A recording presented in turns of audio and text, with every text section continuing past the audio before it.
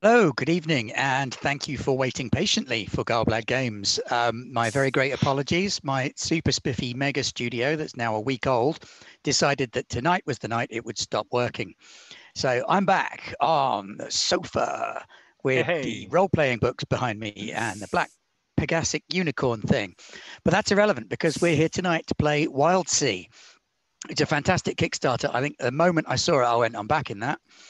And just leapt on it because it just looks so amazing. It's just got the right blend of crazy and simple that just makes me super happy. So the Wildsea is a world in which there's been an apocalypse, but the apocalypse is one that they call the Verdant Sea. And in the Verdant Sea, trees took over. An explosion of greenery and growth popped up and covered the entire world. So the whole world is covered by what they call the Wildsea, which is actually trees and vines and leaves. And the characters are all sailors on top of this ocean of tree. Now, the few remaining patches of land are called ridges, and the dwellers thereon are called ridgebacks. There are occasional bits of land or ships or things from the old world that get thrown up out of the verdant sea. And those are called spits, which is another place where people live. Some people have taken to inhabiting the tallest of the trees that grow up out of the others in enormous tree houses. And they're called Shanklings. Now, Roger chose to play one of those because he liked the sound of the word Shankling. He didn't actually know what it meant, but he went for it anyway. we didn't know what any of it meant, Ben. Nobody knew what any of it meant, and that's great because people made choices based on like very, very tiny little snippets of information. So we've got some unique and innovative races in the Wildsea, which I'll get my players to tell you a little bit about in a minute and what they're playing. We just want to give a big shout out to the guys and their Discord from Wildsea for producing such a gorgeous game. And massive congratulations to 750% funding on their Kickstarter. So much for producing a nice, easy little book. All those stretch goals that need filling in, but their stretch goals are all really respectable ones. So there's like pay our artists more money and stuff like that, which is Cool. really, really good thing to be doing with your Kickstarter stretch goals, and your audience have clearly approved of it. So we've got some slightly funky dice rolling mechanics. We have a D6 based dice pool system based on an edge, a skill, and an advantage. So if you have an edge, there are 6 edge. These are like your stats in normal games. Haha, normal.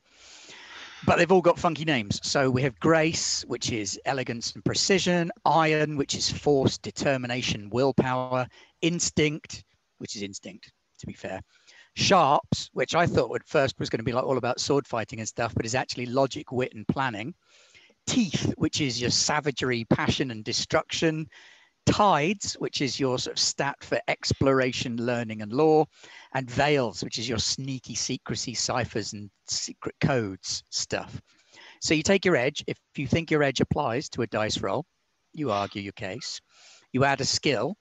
Players have got a whole buttload of skills because you start with about between 6 and 12 skills or thereabouts. And then you have advantages, which you get during character creation, and they can either be gear-based, or they can be character-based traits, or you can have little companions as well, which are all very funky. So we've got some of those coming up too. And then you roll your dice pool of however many dice you've got. If you roll a 6, it's a complete success. If you roll a 4 or a 5, it's a success, but there's a drawback that comes along with it. And if you roll a 1, 2, or 3, it's a disaster. Should you get doubles? No, just fail, just disaster. Oh, no, disaster. We're skipping Okay, straight cool. to disaster. No, just failing. A narrative complication. Not like, you explode in a cloud of moths or something that terrible. If you get double on your dice roll, it has a twist, which throws an unexpected outcome into it. Now, if you succeed and get doubles, so if you get doubles and a triumph, then you can throw in the twist. And if I succeed, if you fail and get a double, then I will throw in a twist to confuse things. We got 2 other little mechanics to think about very, very quickly. cut and impact. Cut means that you can either increase the difficulty of something or increase the effect of something. So if you choose to do cut, it means that you're making it more difficult for yourself to get more precision or greater impact. And when you cut a dice, you drop the highest dice, however much cut you've got. So if you've got 1 dice of cut, you drop the highest die. 2 dice, the 2 highest, and so on. And impact is a measure of how effective your action is. 4 levels of impact. Low impact, it works just about. Normal impact, it works completely. High impact, damn, that's good. And massive impact, which is usually reserved for sort of ship-sized things. Ships. Okay, so that's a sort of brief overview of what we've got. And joining us tonight, we have got quite a big group of players. So many that they don't even fit on my tiny, pathetic little laptop screen. And I will get them to introduce themselves now. So I'm going to start with Roger. Hi, I'm Roger. I am playing Revan Malik, the Ardent Shankling hacker. Ardent is a word for human. So I am just a human guy who likes to be high up. Pete. I'm Barnes Bulawayo, a Gao Ridgeback Dredger, a fungal mountain explorer in English. And we got Zika. Hello, I'm Tellychris Bitborn. I'm a rattlehead. I make things and people need to like me. Everyone needs to like me. Hi everybody, I'm Dan and I'm playing Tech Zas and I'm an ardent rootless slinger, so I like to shoot things. And Leon. Hi, I'm Maihu and I'm an Ectus, which is a breed of cactus person. So I'm very tall, very, very prickly, weirdly shaped bulbousy parts, and I'm a rootless hunter.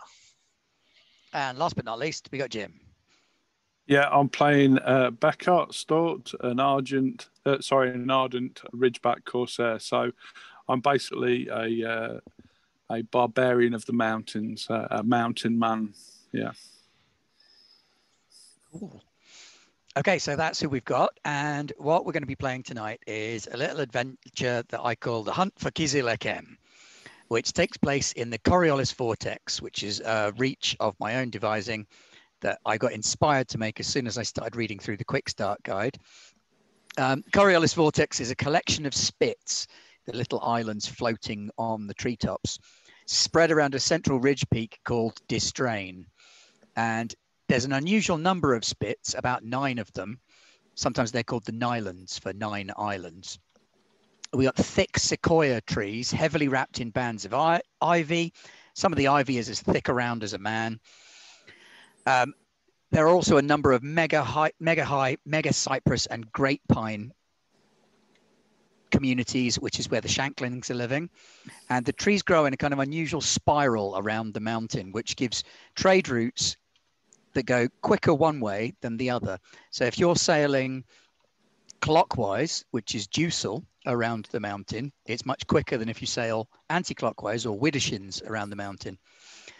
The background to the story here is that 50 years ago, a Leviathan rose from the darkness under eaves, a huge crocodilian serpent of incredible size by the name of Kizil-Ekem, which trashed many of the trade routes, destroyed 2 whole spits entirely, and then was driven back by an alliance of hunters. There have been numerous sightings of Kizil-Ekem since that time, most of which are unverified. Sometimes a trader disappears without a trace.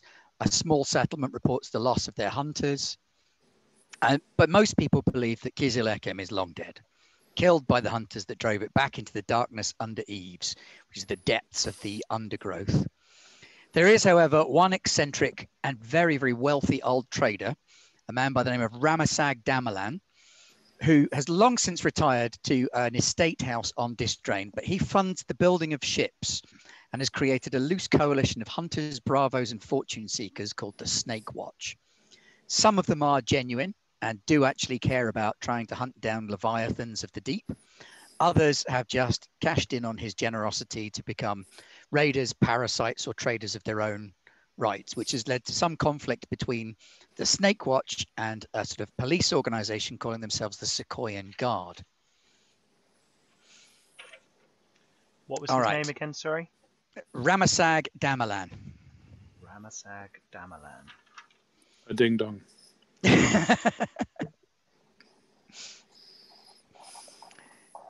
Okay.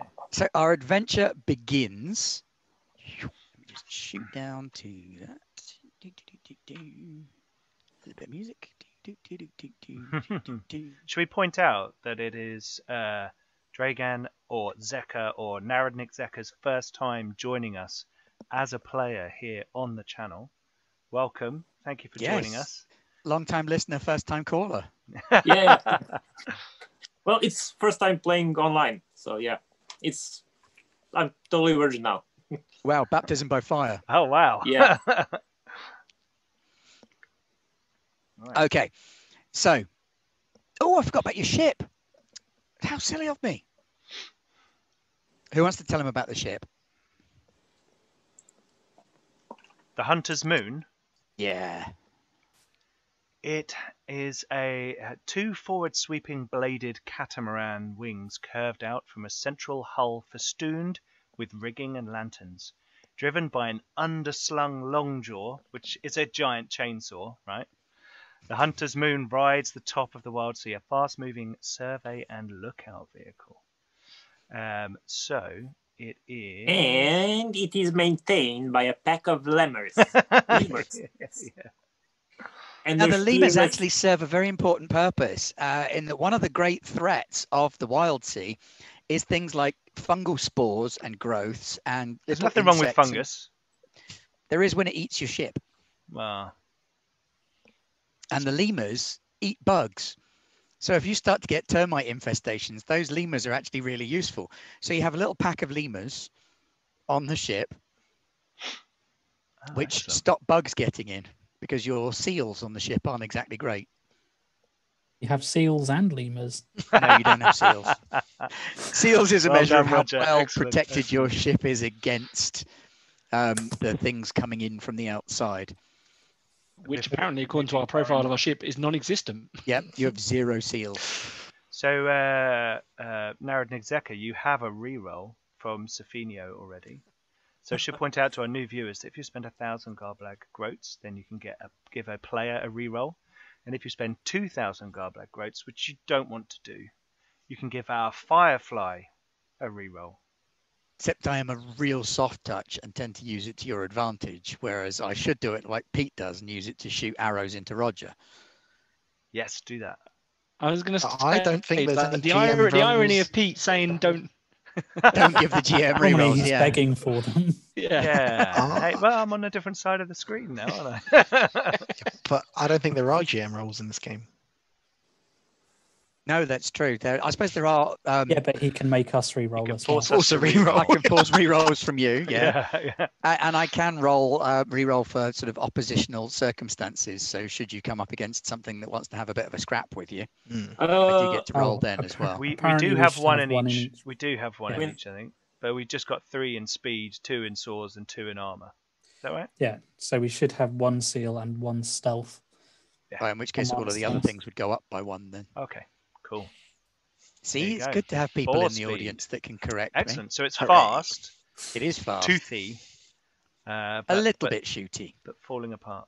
It's got a great big harpoon on it. No, it's not falling apart. You've got lemurs, so it won't fall apart. It's brand new. It's got a bladed prow and a harpoon turret, as well as an observation platform, an under thrash platform, which sounds awesome. Is that Is that like a platform leisure underneath? activity, the under thrash? No, the thrash is a level of the forest. The thrash is the bit that you float around on doing stuff. The topmost layer of the great iron-rooted trees that make up the Wildsea. So under thrash would be like an underwater platform in the water, only gotcha. because it's trees that you're not going to suffocate down there. So basically, you you go get a down few- under the chainsaw Yeah, and can have a have a nice nice view look of what's going on down underneath. what's going on down below. Okay. Giggity. Bit of branch whip down there, surely. Not at the back of the chainsaw, there isn't. No, just loads of leaves and debris. Yeah, Mulch whip. it's like standing behind a mulcher. Yeah. I'm hanging out Okay. down there. I want mulch all over me. I'm a fungus. So Good our mulching. adventure begins in Cracktooth Port, Cool. where you are just finishing up some business that you've been attending to in town. It's one of the biggest trading ports on the whole of the Vortex, and certainly the largest on Distrain. It's a central supply location, perfect for anybody who wants to get things on and off the mountain. So we trade there for geep, which is a kind of hybrid sheep-goat creature that they rear on the mountain, scrubby mountain plants, but then also all the goodness of the Wildsea, the fruits, the trees, the wood, all the scavenged goodies that people can get their hands on. And you've got this ship. You've passed your interview and you've been awarded collectively the use of the Hunter's Moon by swearing that you will hunt down and find out any information about Kizil Ekem, the great snake of the seas. Basically it's a snake about the size of a train. Cool. Big snake. Damelan has publicly stated that this is his last ship. Now, if there's no evidence that comes from this one, he's packing it in. He's not going to sponsor Snake Watch anymore. They're going to be on their own. And they can either be pirates, merchants, or rootless vagabonds for all he cares. This is your last shout. So people are kind of eyeing your ship with a curious sense of, is this the end of the gravy train, or is this going to be the thing that makes it continue for many a long year? One of the issues that they've got is that few people have ever bothered to investigate an area of the Coriolis vortex called the Shade. The Shade is Widdershins of the Nylands and Distrain, and is a sort of slightly manky, half-rotted, dead bit of woodland that's generally where outcasts, criminals, cannibal cults, the ne'er-do-wells of society go. People rarely use it. They will travel the slow way back through the Nylands rather than risk going through the Shade unless they're particularly daring. And yet that's where you've been asked to go. But as you make your way down to the port, before you can get back to your ship, there's a crash and some shouts from nearby. Look out, it's gotten free. What's going on over there? I'll try and shout, but I've got quite a dry voice, as you can tell. So which direction has that come from? Is it kind of down towards where our ship is, or is it down further towards up? the docks? Yeah, there's a large commotion down and to your left around the docks. Now, you know that the docks are also a place where people will occasionally bring in livestock for fighting in the arenas. Oh, that sounds And good. look out, it's gotten free. Well, let's head Suggests that that might direction be the case here. to make sure that nothing's going to start tearing a hole in our fancy last ship for searching. If I got on top of one of the structures here, do I think I could see down into the docks area? Yes, you probably could. So let's make our first roll of the evening. Hey. Okay, so I would like to climb the building. Right. What edges, skills, and advantages do you have that would be appropriate here? So I have Grace, which I think sounds like it'd be quite appropriate. Yep. You know. I also have Climb 2. Splendid. So that's 3 dice to start off with. And what was the other thing? Advantage. Your meteor thing. Yes, I have Rising If you Meteor, wanted to which use means I Rising can Meteor, sprint up a climbable surface. Even you can literally run up walls. But it's a tracked thing. So if you use it, you will use up one of the uses of it until you get to rest and refresh your track. So I believe it's a 3-track? 4-track. 4-track. So you've got 4 uses of it before you have to rest and recuperate. I'm going to use one. Why not? That's the first thing. Let's go for it. Okay. So That will run up give you its an style. additional d6. So that's 4d6 to roll then, please.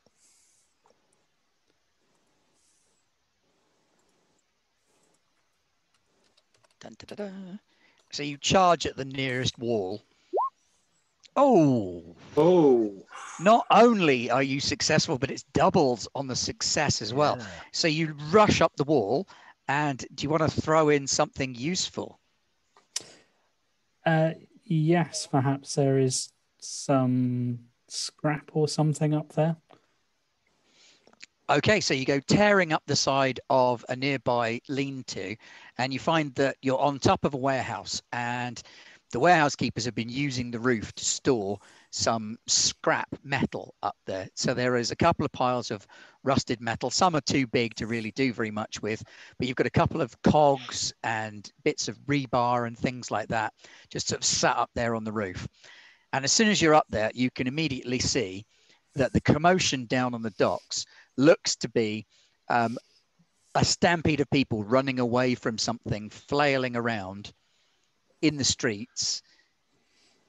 While You can see, while Reven's gone up on top of the warehouse, can I try and sneak along the side of the street so that as they all come running past, I'm kind of in the shadows? yep, absolutely. That'd be veils and stealth then. Which I'm pretty good at. So veils and stealth, that's 3. Can I have a use of my camouflage model? Yeah, I absolutely. go You to- kind of. Oh, Oh, it's hang on. natural What's your camouflage? environments. No, sorry, that's Natural environment. So no, it doesn't Okay, work in the no urban worries. environment that I you're will in. give it a go anyway. Let's have a look. So 3d6. Although players interested in taking camouflage model would be happy to know that you can take 2 versions of it. So there is a version that works in urban environments. That's a 5. So Camouflage you, model chic, so you can fit in with the urban people. so you make it It's a double. sneaking past, but you're kind of caught up in some conflict as you go. So you're stampeded past by people. Move aside, out of the way. Does anybody want to suggest an unexpected outcome that could be happening whilst he's wandering through a stampede? Watch it, you guys. He walks into a geep. Yes, a stampeding geep crashes into you, and you're now walking along with a geep tangled in your straps and belts on your clothes. One of its horns has got stuck, and because geep have these sort of wonky curled horns, you've got a bleating geep, which has kind of killed your stealth a little bit. But you've made it down to the docks, and you two can now see, probably in slightly more detail than Revan can. Revan can see that there's something big and flaily down on the docks. And you can see that there is a juvenile snapper pillar, which has broken out of a crate, half in, half out the crate. The back end of it is still inside the crate, although the wild sailors that were holding it have dropped it and scarpered. So the back end of this thing is wedged in a crate, and it's kind of dragging itself forward on some of its spiky clawed limbs. Like now, a giant snapper pillar sorry. is a bizarre hybrid of caterpillar and alligator, or crocodile, but probably alligator. It's got 4 large jaws that open in all directions, spines up around its neck on a thick chitinous plate, and thick chitinous legs with sharp pointed claws, perfect for climbing trees, but not helping it very much with the hard stone of the mountainside port streets. So it's kind of dragging itself along and scuffling and scraping as it goes. well, An adult one of these is a terrifying horror of the Wildsea, but this one still appears to be a juvenile. While the crowd flees, we will try to get its attention away from the crowds so everyone sees that I am sacrificing myself for the good of everyone. That's real good. So my idea is to provide a distraction using my graces and my outwit, perhaps, skill. Okay, so you want to try and outwit it by convincing Yes. it that you're the threat. Cool, go for it. Yeah. I'll have like my ball trail, Professor Lobotomy, drawn out, and I'll swing around like, yes, come get us, come get us. Go on then. Roll your Grace is grace and outwit skill. Yep, that's 2d6.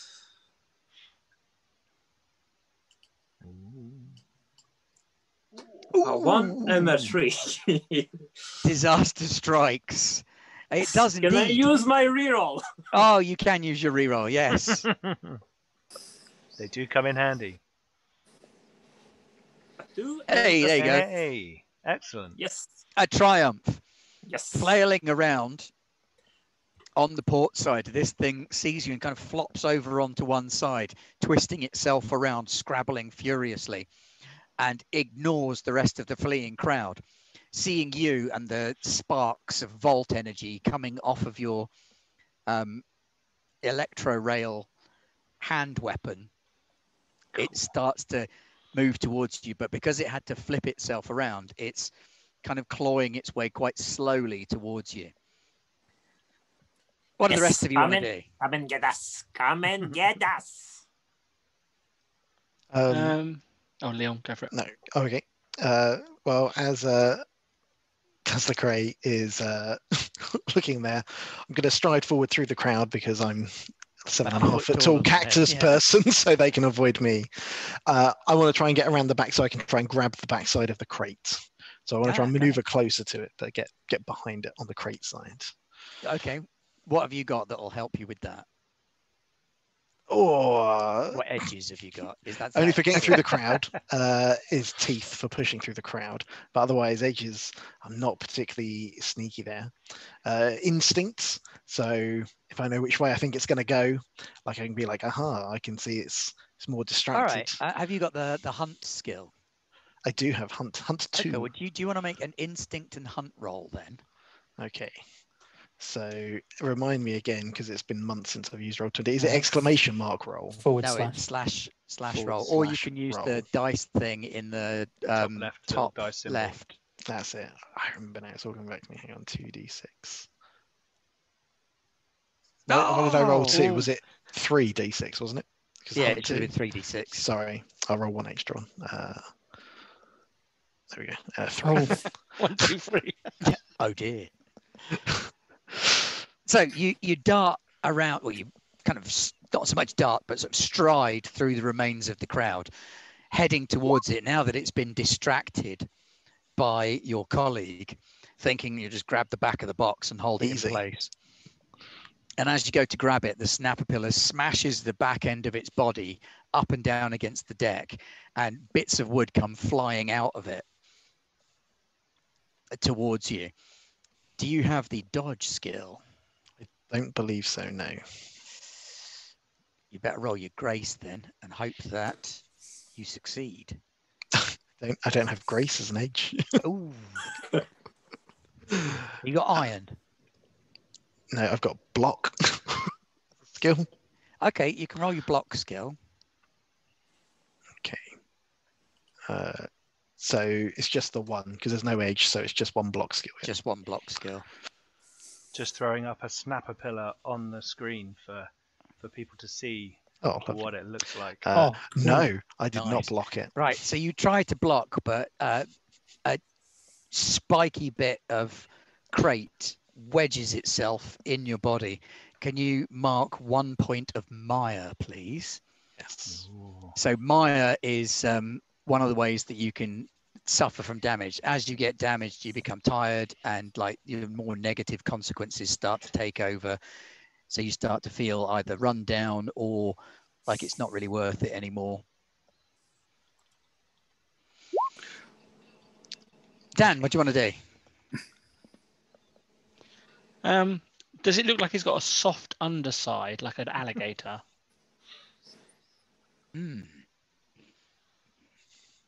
Difficult to see from where you are. It definitely doesn't have a soft outer side. An adult one of these is 2 tons of muscle armor and teeth. Ben, is there any crates or buildings near it? Yes, there are. There are loads of crates and barrels and nets that have got more crates and barrels inside them. Okay. There's a big crate full of chickens nearby that's like becorking crazily as well. Well, while Dan's thinking, yeah, Yes. I shall take out my small rock from my pocket with a face drawn on it, who is known as Becca, yeah, my comfort rock.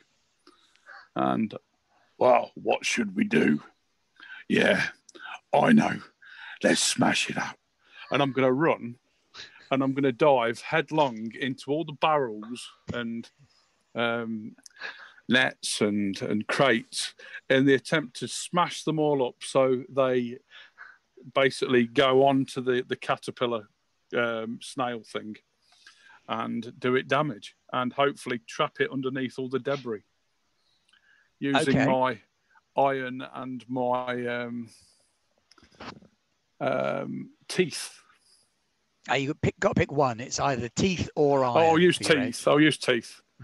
Okay. Passion and And destruction. what skills have you got that might help with that? I've got break. That'll do. Yeah, So I love you, roll- Jim. I love you, Jim. Teeth and break. Yes. Okay. So that's 2d6. Yes. Yep. Do you want to use your axe as well? Yes. You can add 2d6 for the axe. Okay. So that's 4d6. Yeah. Yep. Because the axe is really good for smashing stuff up, especially wooden stuff. So conflict success. You do indeed smash your way through barrels and crates, showering wood and straw and crockery and fruit and bits of who knows what all over the dockside, creating difficult ground for the snapper pillar, but also for your colleagues. Well, clearly, yeah. I mean, I'm aiming to create a bigger sort of distraction than the actual snapper pillar as well. So, you know, that gives people other things to worry about. Yeah. Yeah, It's like, good choice. It's like stamping on your foot when you've got a headache. Absolutely. Yeah. Fixes the problem. Yes. So yeah, you've basically showered the entire area with whatever bits of cargo was being moved out of those ships that are on the docks at the minute. The snapper pillar hisses slightly with its jaws opening in all four directions and a thin trail of ichor coming out as it drags its sandpapery belly across some of the sharp waste. Dan, giving you a bit of a hint there. More importantly, it's opened its mouth. As it opens its mouth, Oh, a God. revolver comes out, and I bust a shot off into his mouth. And I'm going to use grace because I'm doing it gracefully. I'm sweeping it out, and then I'm going to use my gun and my shoot ability, which gives me 5d6. Whoa. So let's see if I can shoot it in the gob. 5 ones. Yahtzee. I mean, I tried. I did my best. to roll. That's a 6 and doubles, so you only need the 1 6 to succeed. Okay. And you've got doubles as well, so you introduce a narrative element to the conflict. So you've shot it in the mouth. Yeah, so as it's kind of reared up, back there, hitting the boxes and everything flying everywhere, my bullet out of nowhere goes through all the debris. It's almost like slow motion through it all, and it goes up into the roof of its mouth. So the camera tracks the bullet as it flies in through the creature's mouth and bursts out of the back of its neck, with a great big chunk of chitin being torn off of its neck, leaving an open and exposed area on the back of its head. Yes. Nice and vulnerable. Yes. It makes an unholy shrieking sound and clacks its jaws together before lunging at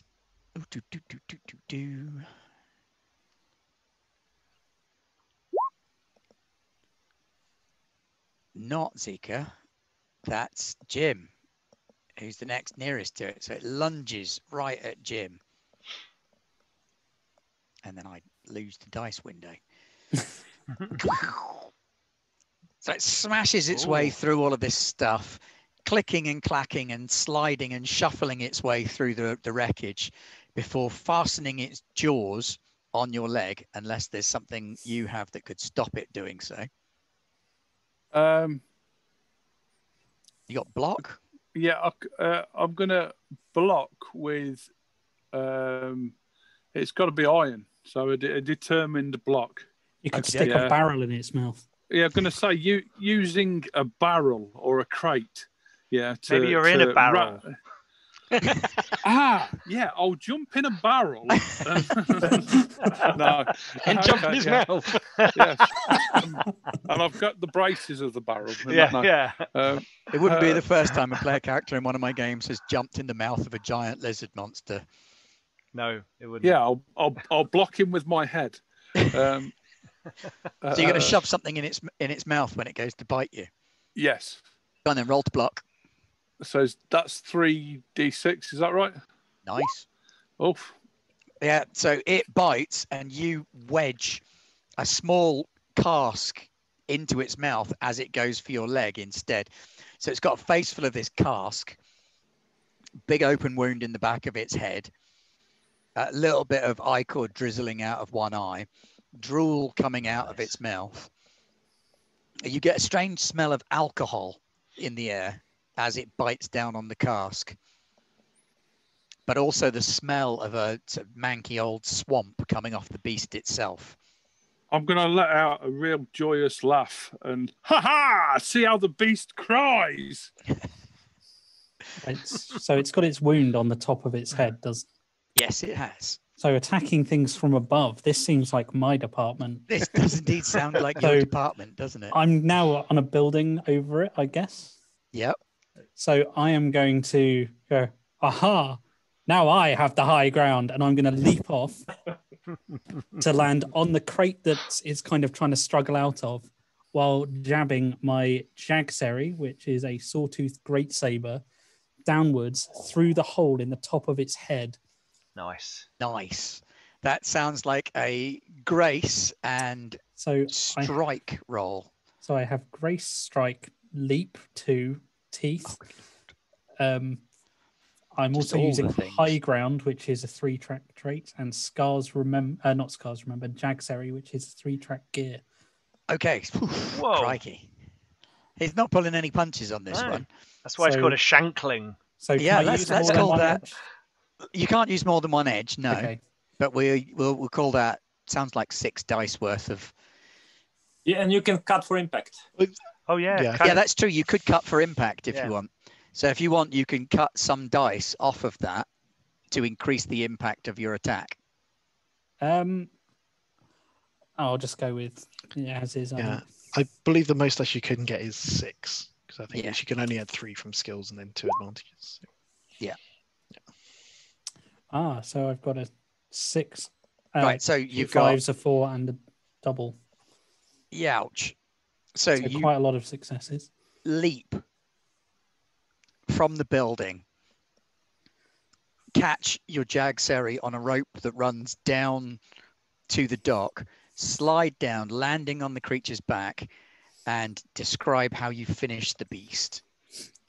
So as I land on its head, while still traveling, landing, the 2-handed sawtooth great saber goes through the hole, pinning its head to the floor. Nice. You look over and Barnes is holding the geep, he's ready to throw it into the creature's mouth to distract it. The geep kind of looks back up at you and goes, meh. Shut up.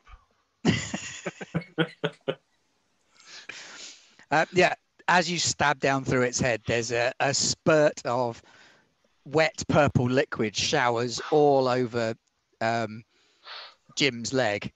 It's wine from the cask that was inside this creature's mouth, which you forced shut as you landed on it. I'm glad you said that, because I was about to start drinking its blood. And with a twitch and a wriggle, there's a little flail in the back of its tail, and it flops to the ground dead. And the ducks go silent. And pull the sword out, flick it over, rest it against my shoulder, and one foot on its head, just look heroic. Well done, Revan. I think we ought to smash more barrels over it just to make sure it's dead. I'm not quite sure that's necessary. I'll say kind of looking down at the huge hole in its head.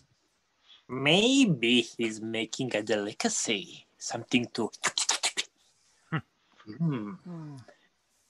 With wine, yes. So what do they normally use these things for?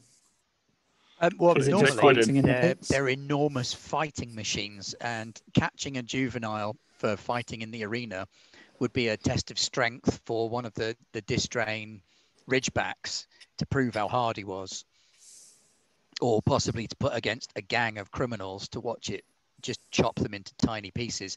This one was only a juvenile, so it will have been captured and brought here with the intent to raise for arena fighting, most likely. Can you eat But them? it's there, it's dead. It's possible you might be able to salvage something from its ruins. They're not widely regarded as tasty, apart from the tongue, which is said to be quite nice.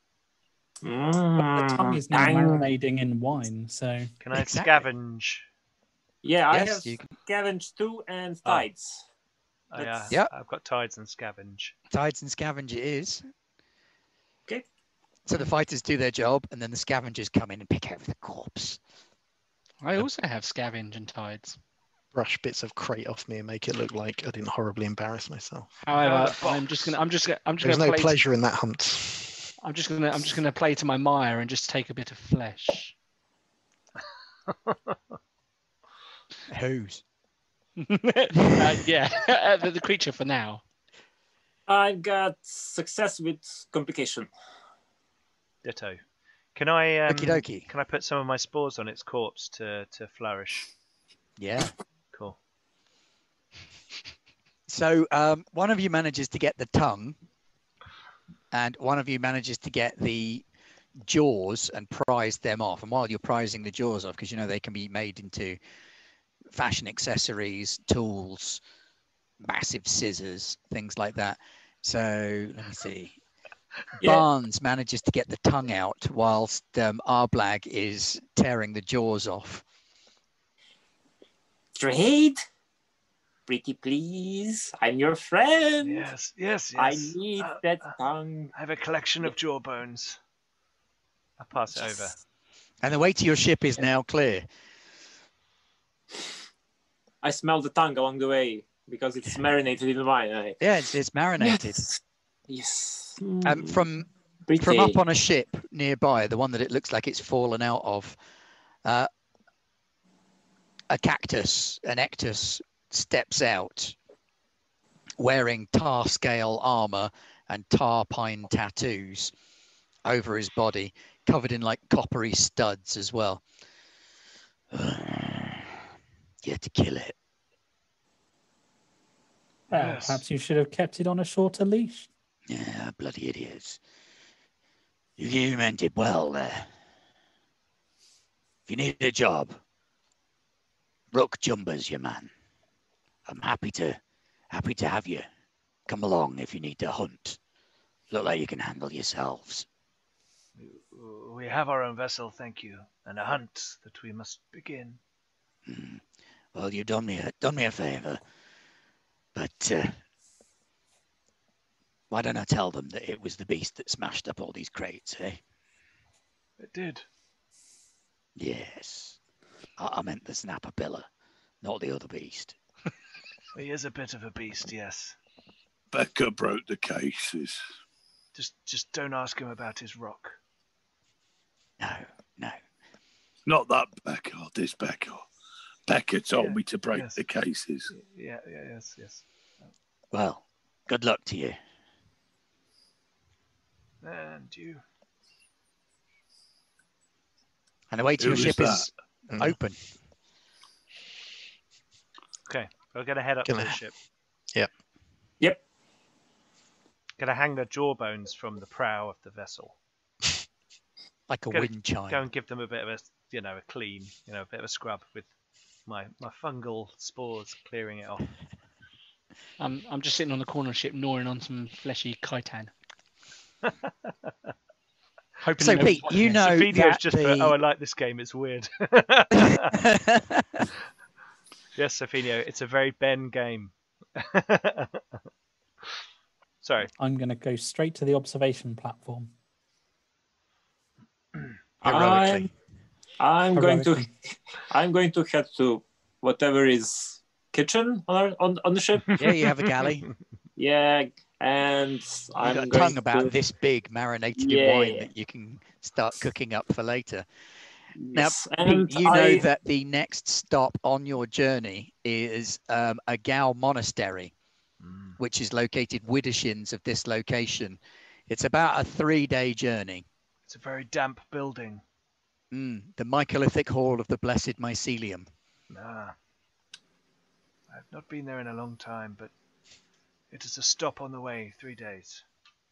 It's a building, ship, pontoon kind of arrangement made of huge fungal growths, hardened and varnished, stuck to the top of a tree that kind of leans and bends in the wind. And from there, you can look out over the shade and behold rot and decay in all of its majesty. And so the monks of the Mycolithic Hall of the Blessed Mycelium go there to meditate on the nature of saprophytic decay. It's time we saw the blessed mycelium once again. From there we may be able to espy better this beast. The bigger beast, not Becca, the big snake beast. Yes, I agree. And so you set sail. Dun, dun, da, da, da, da, da, da, da. Arr, Need a map with a red line going. Dum, dum, dum, dum.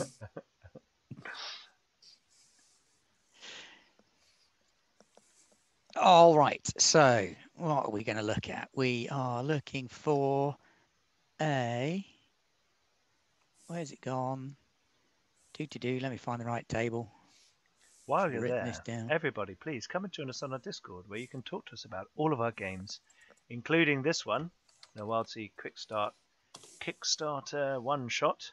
And thank you, Roger, for putting the link in the chat for me there. About all of our other games as well, and people playing games and talking about all kinds of stuff. So do come and join us on our Discord. There you go. Look at that, an advert. Also, you should be able to see a little tracker just under Ben's nameplate, which tells you how many followers we have. And if we reach 400 by Christmas, someone in the chat of the episode where we hit 400 will receive a $20 drive-through RPG voucher. Nice. So which you can use to buy mine and Pete's books. Yes, you can. Yes, you can. I've got to try and publish something on Drive-Thru RPG now before then.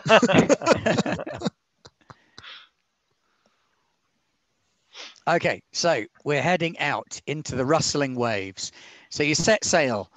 The trees are, like we said before, mostly sequoia and oak hybrids, wrapped tightly in thick growth of very, very large ivy, leaves the size of your chest, Becca's chest even.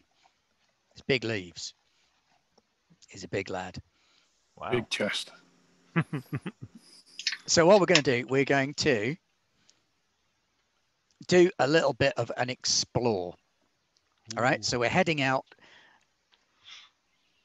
I would like you to make some kind of explory roll, and I'll need somebody to do some kind of driving the shippy roll.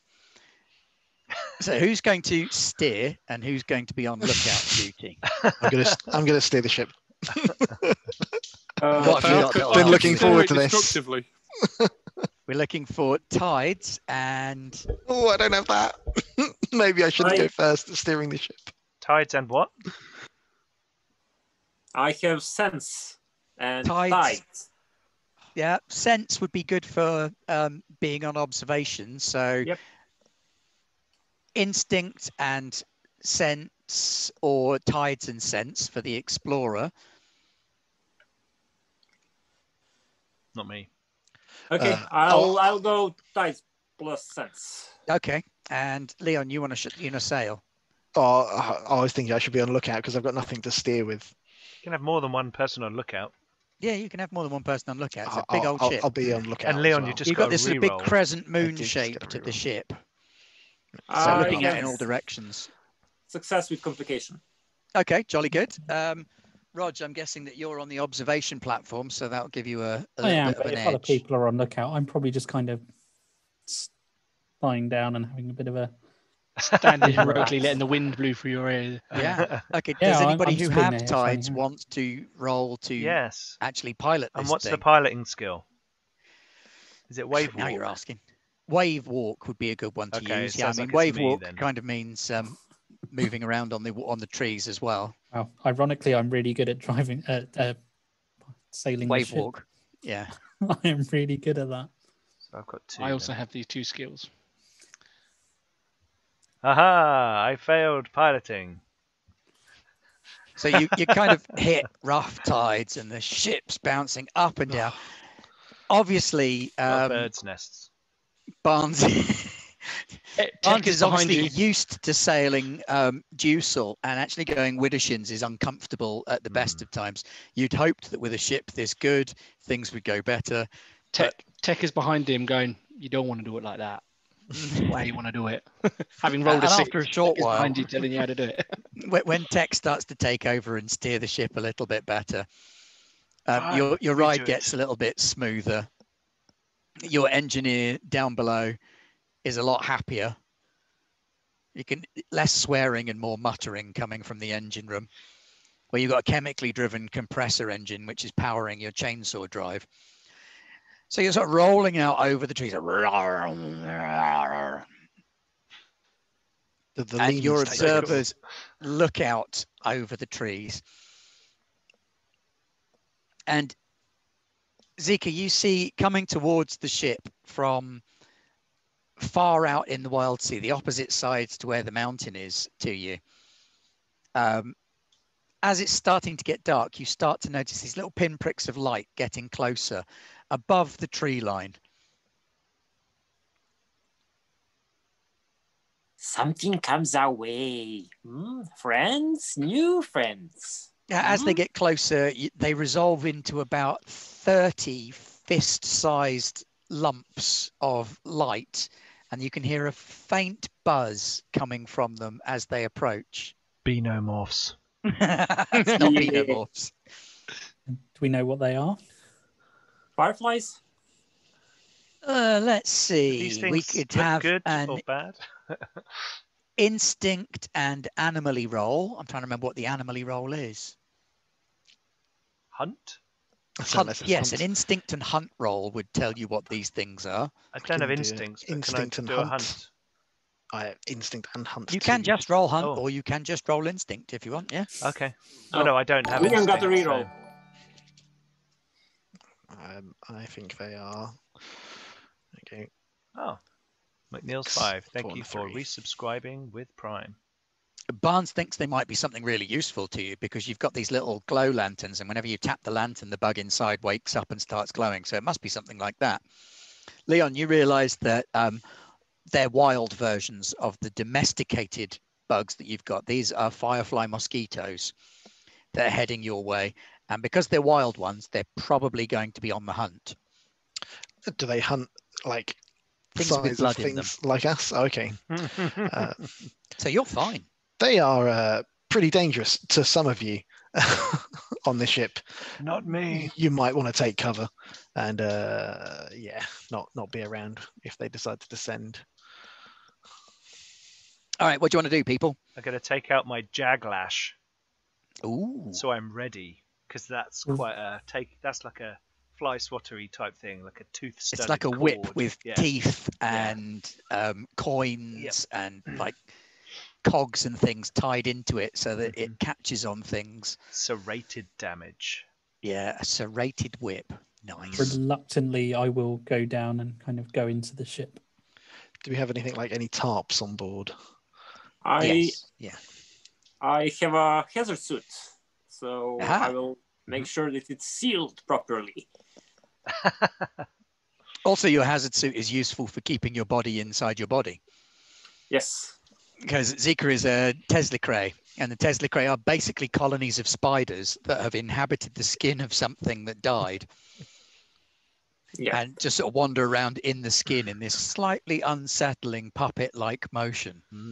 Yeah, and because I want to be friendly with everyone, I took parts from different bodies. So I'm part Gao, part Ardent, part Cactus. So Yeah, he's I'm a very bit of clearly everything. not one of you. Like it's Yeah. Extra Frankenstein's freaky. monster. Yeah. What about the rest? Dan, what are you going to do? I'm going to continue piloting the ship stoically with my long coat flapping in the wind and not caring about anything.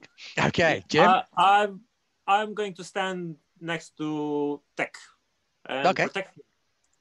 Tech is unsettled by this creature standing next to him.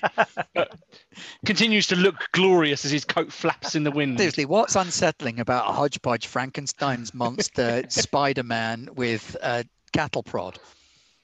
Yeah. I'm And going a to pistol.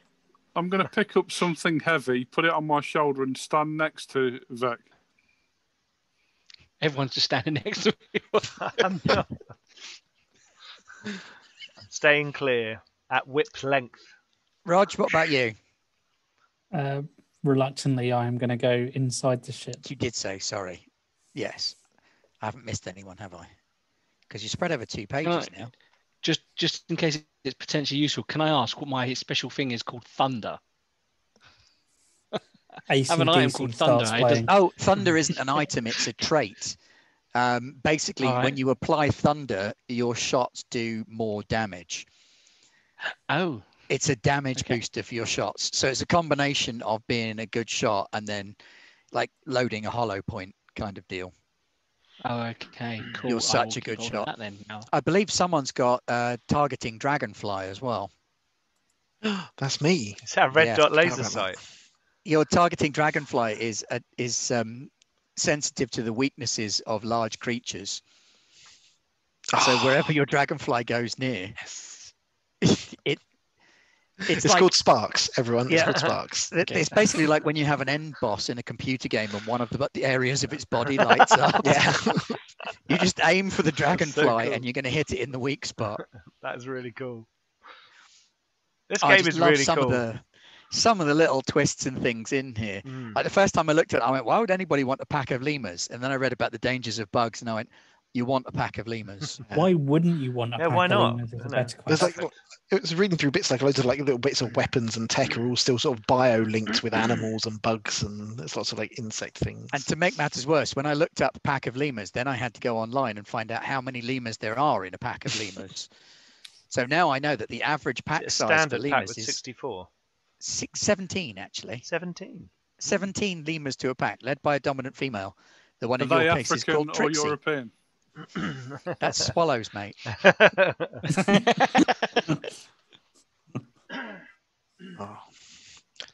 So I'm just going to courageously continue to pilot. So you courageously continue to pilot. Do you want to try and avoid this swarm or anything like that?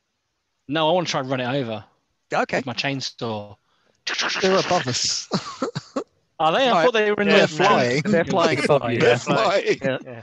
They're firefly flying between mosquitoes the coming trees, in. but In they're which not case, above. which way is the temple? Is it where they're coming from? Your temple is you're curving round the mountain to in sort of an anti-clockwise direction, and they're coming in from way out to the northwest. Starboard. Oh no! Then I'm going to continue sailing in our direction. Okay. So the swarm heads towards you, but by the time they reach the location you were at, you've moved on. They trail you for a little way, but they haven't got a hope in hell of keeping up with the ship. And so they gradually fall behind before their attention is attracted by something warm and bloody in the trees. And the last you see of them is them dipping below the tree line into the mulched wake of your ship. This gives us an opportunity for a montage. If anybody wishes to take a montage. I would like to just try and relax some to clear my mire, because I'm very annoyed still at the crate exploding over me, getting stuck to all my prickly thorns. And yep, absolutely. Being a hunter, failing to actually manage to hunt anything. So I want to just chill and not talk to anyone because they're all irritating me right now. Yep. Montages give you the opportunity to clear a point of mire by just sort of chilling out and laying back. You can do a freeform task like looking for stuff, exploring, repairing broken things, doing a bit of healing, salvaging, hunting, gathering, fishing, cooking. What about getting tracks back. Say again, Rog? The track traits that you can use. Yes, you can. If you rest up for a montage period, you get your track back as well.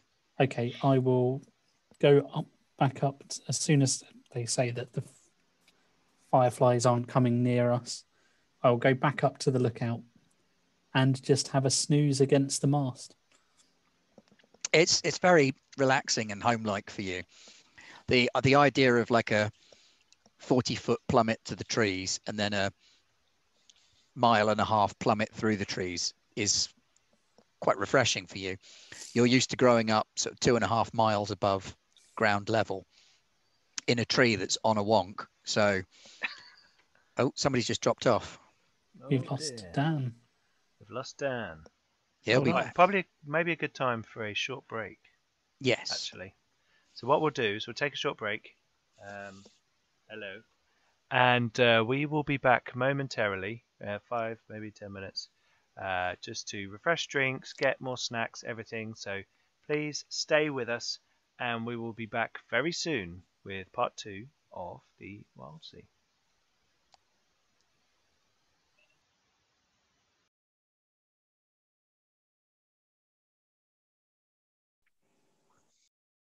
Okay, cool. Welcome back to part 2 of our Wildsea One Shot. First thing everybody said at the start of the break was, this is really cool. I think we should play it more. Yeah. So something's working. Good job, Wildsea guys. Season 2. You can't have season 2 after a one shot. Episode 2. This is a pilot, and then we have season 1. That's true. Yeah. It is on my planned list for somewhere in 2021. I would like to very much run a little Wildsea campaign, probably develop my Coriolis reach a little bit more, have a bit of an explore and a poke around, visit some of the other sites that I've sort of sketched out in brief. Okay, so you've sailed out into the shade, or the shallower parts of the shade, heading towards the Mycolithic Hall of the Blessed Mycelium, a Gao monastery where they contemplate the rot that is present within the shade. After 2 days of travel, you see the calluses, the calls of the monastery stuck to a half-rotted shank, which is the name for the tall trees. It looks like it was a mega cypress once upon a time, but it pokes like a spike out of the Wildsea, and stuck to it are these great big calluses of fungal growth, faintly glistening in the light. Look at it. Beautiful. They're pockmarked with little holes and gantries and walkways. And as you approach, there's a certain odor to the air. It's not bad per se, but it's distinctly fungal. And there is a quite a heavy scent to the place. It feels very earthy, very loamy. You don't know how much longer it's got to last, because the tree that they've attached it to does seem to be quite well rotted. But it sits there looking out over the shade. And as you pull up, you're met by a nervous young gal with an enormous mushroom head, Must be like a hat. destined for greatness. She's wearing simple robes over her body, and the spots on her face that represent all of her sense organs are almost human in the way they're located. There's almost something cute about this little mushroom girl. I say little, she's of a size with the rest of you and is clearly just a young adult. And as you pull up to the dock I'll and shout tie off, over the side. she sees that there's a fellow gal on the ship, and she looks a little bit surprised, and then she does a little curtsy and says, "Hello." Greetings. Maybe. My name is Chantrell. I've come to meet you. Well, thank you. This is the crew, and I'll gesture around at the surrounding people. She's name is very Barnes, fascinated by Leon. Full of whale. He's very, very big. Greetings. Sort of semi-whispers at you. But you can't all be here to join the monastery. Have you just brought your friend? And she looks back at Barnes. We are here temporarily. We're on a hunt, and it led us this way. Oh, you'll be wanting to talk to the abbot then. Once we are done here, I'll say, gesturing at the guys. I'm trying to delay tying up, doing all the jobs on the ship, talking to the girl while they're. But yes. When we're done. Oh, okay. And she sits cross-legged on a crate that's sort of semi-welded to the dock with some sort of mossy fungal spores. I'll throw one of the little grapples out. Barnes, is that smell? Is that you, or is it the lady fungus? It is us. Oh. Yeah, it does smell a little bit like Barnes's bunk. We are all one within the blessed mycelium. That's wrong. It connects us all. I do a backflip. You don't want to be connected with that.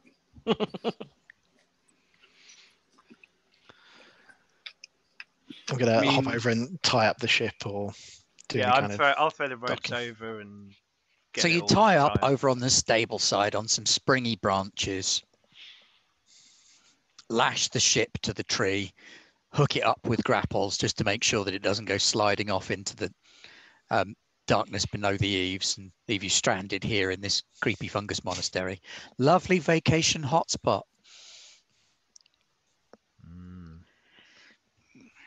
Bit of damp in the rooms. Tech is wrapping his spore scarf around his neck and face.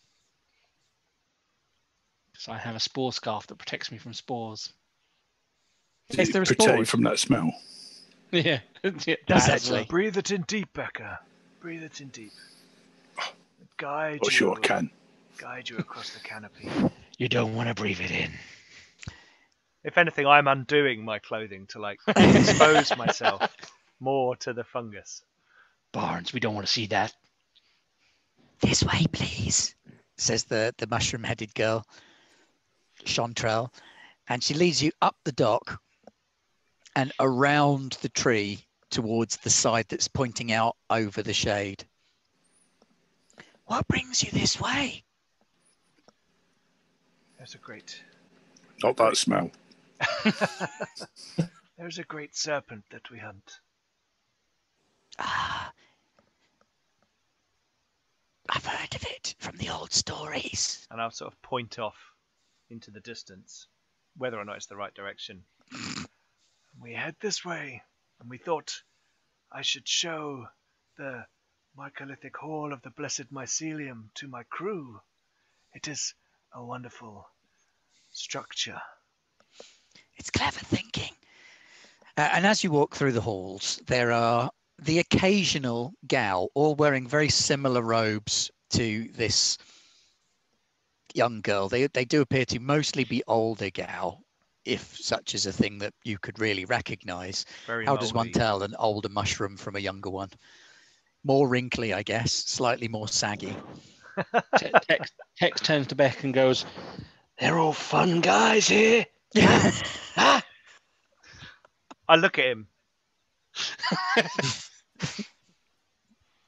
They're wearing these sort of splotched grey-brown robes. It looks like the fabric is actually designed to look like it's a mouldy splotch rather than actually being mouldy clothes. And they're sort of tending to the walls, which have got little mushroom patches growing on them, mulching up bits of wood from the tree, big grinders for mushroom beds that are shaded over with tarpaulins growing in and around the tree. And the girl leads you up through the halls. And anybody who wants to, if you wish, you can make an instinct or veils and observation roll. Let me know which one you choose if you do, though. I have Not none of called the above observation, skills. is it? I only have I- instinct. I've got veils, so I'll do 1 die. Sense, not observation. My bad. I have sense and scrutinize, but I don't have instincts. More of a sense. You can still roll sense by itself. For a Yeah, I'll give it a sense. try.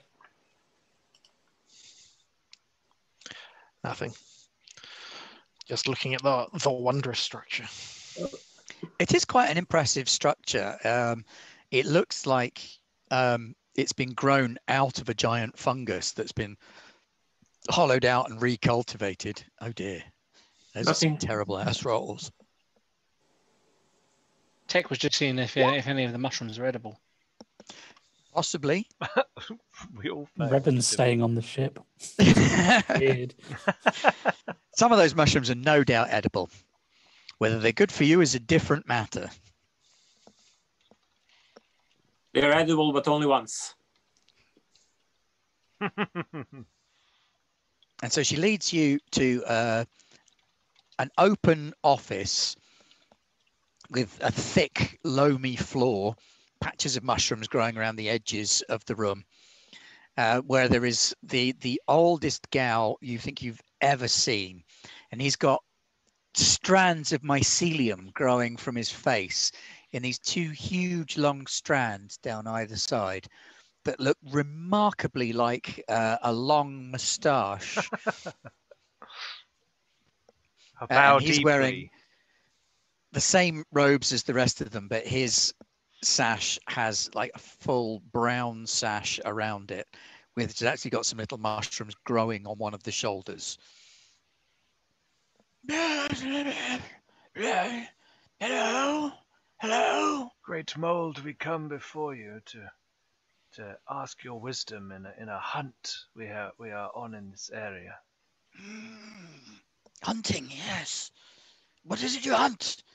This is a place of truth. What you seek, you may find. We seek Kizalakam. He leans back in his chair and strokes these mycelial strands. Kizil Ekam. 50 years it's been since he was seen by most. You see him? Once, long ago, I saw him after he fled the hunters. I was but a novice then. The trees around here were still a lot greener. But yes, he's definitely around here somewhere. Out there. Widdershins. In the shade. The trees provide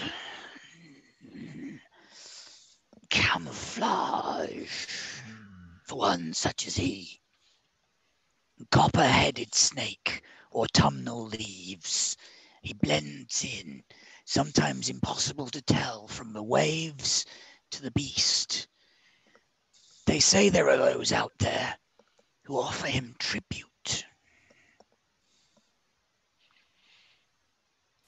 Followers or worshippers of him? There is one who may be able to point you further. I'm loath to point you in his direction, but he is the only one more knowledgeable of such things than I. A former brother of this monastery. He dwells in a place called the Rot Patch. You can see it. And he points out over the balcony, and there is a sort of greyish patch off in the distance. Couple of days' sail, you reckon. Further round the mountains. Cordyceps. He's a prophet, you know. He mastered the art of internalizing the hallucinogenic properties of the fungus. And he sees is more than we were meant to see. Go to him. He may be able to provide you a vision of where you must go. So he gets high. Well, we're all high here.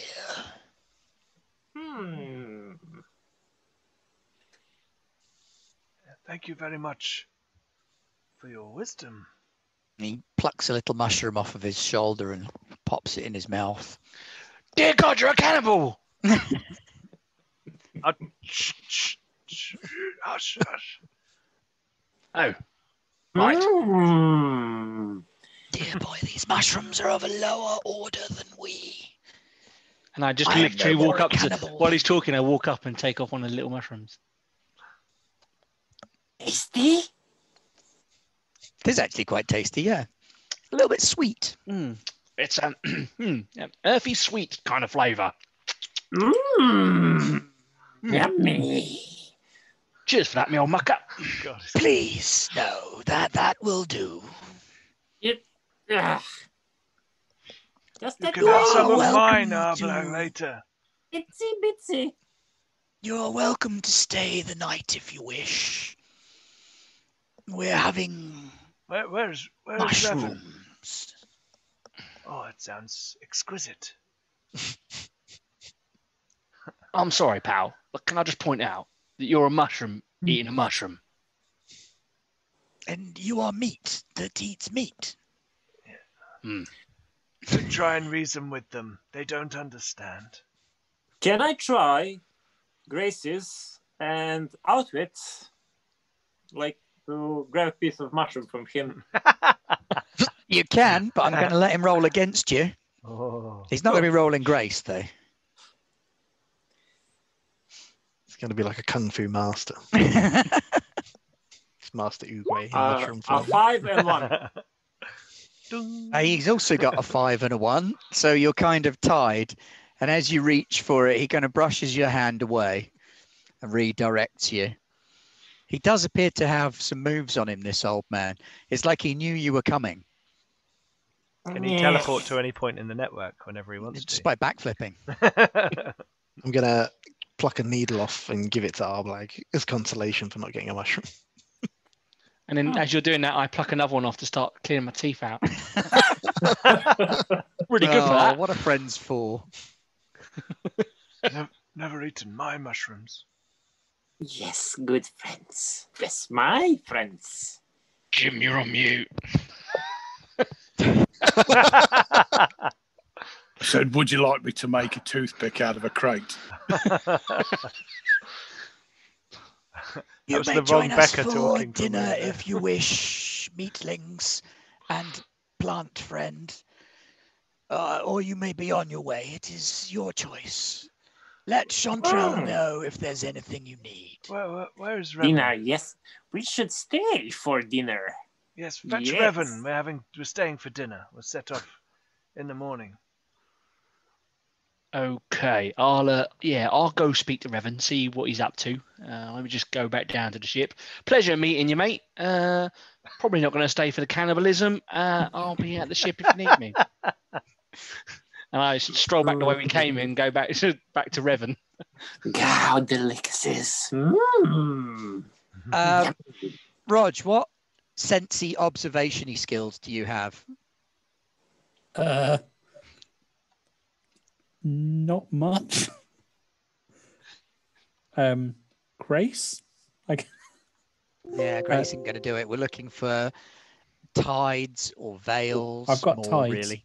Or even instinct. I have tides. Okay, tides and sense? Nope, don't have sense. Oh, just tides then.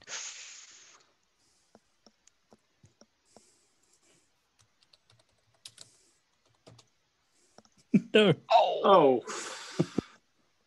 He falls off the ship. Oh, I'm literally just. I wasn't The particularly ship looking out just for anything. sinks. I'm just no. up on the observation post, just relaxing.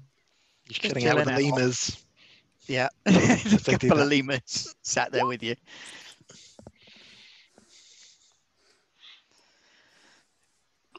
So while you're up there, you don't notice the thing that happens. Excellent. Dun, dun, dun. But shortly thereafter, Tech arrives back on the jetty. Oi, Riven, where you at, pal? Just kind of lean over the observation point. I'm up here. You are always up high. A little I lemur like head pops over next to him. I like it up here. And then another 2 lemur heads join them. And I kind of peer back and go, I'll leave you guys alone then, if that's what you're up to.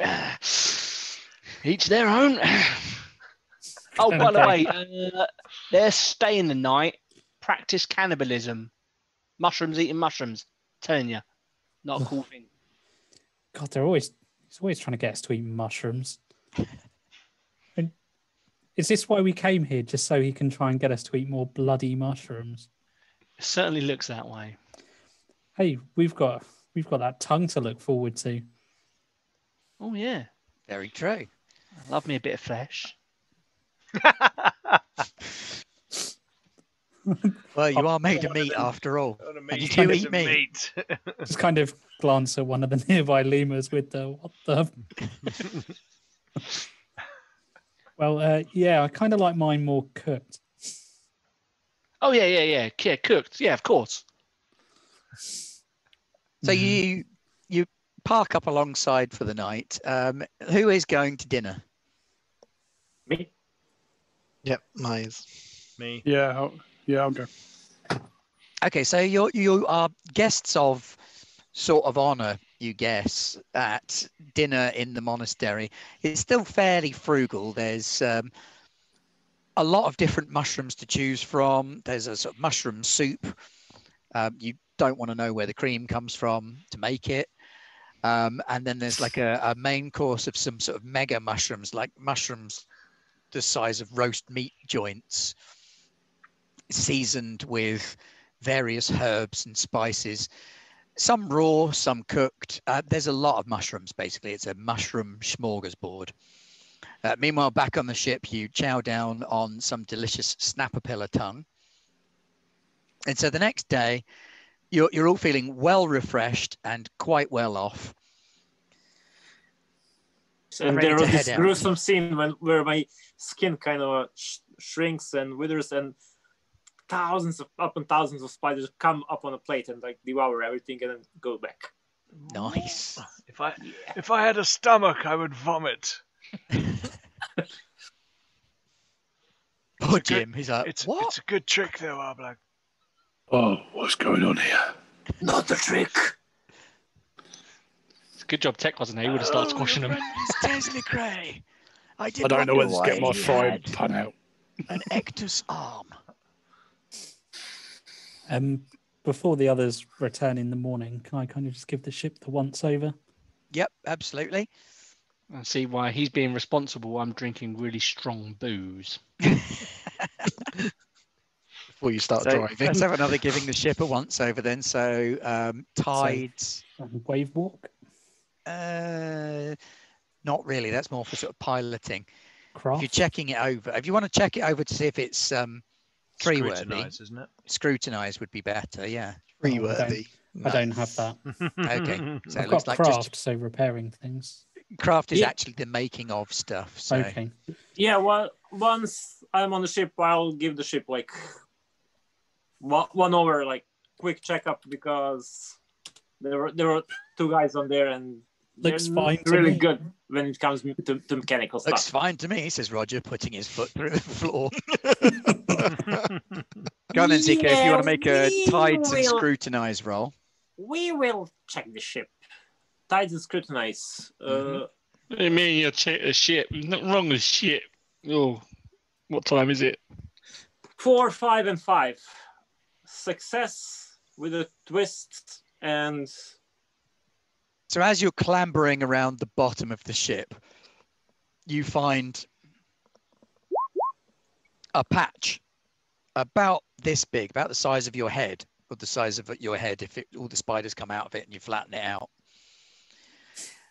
of this sort of thick mold, which appears to have eaten its way through a big chunk of the hull. None of the lemurs have gone anywhere near it.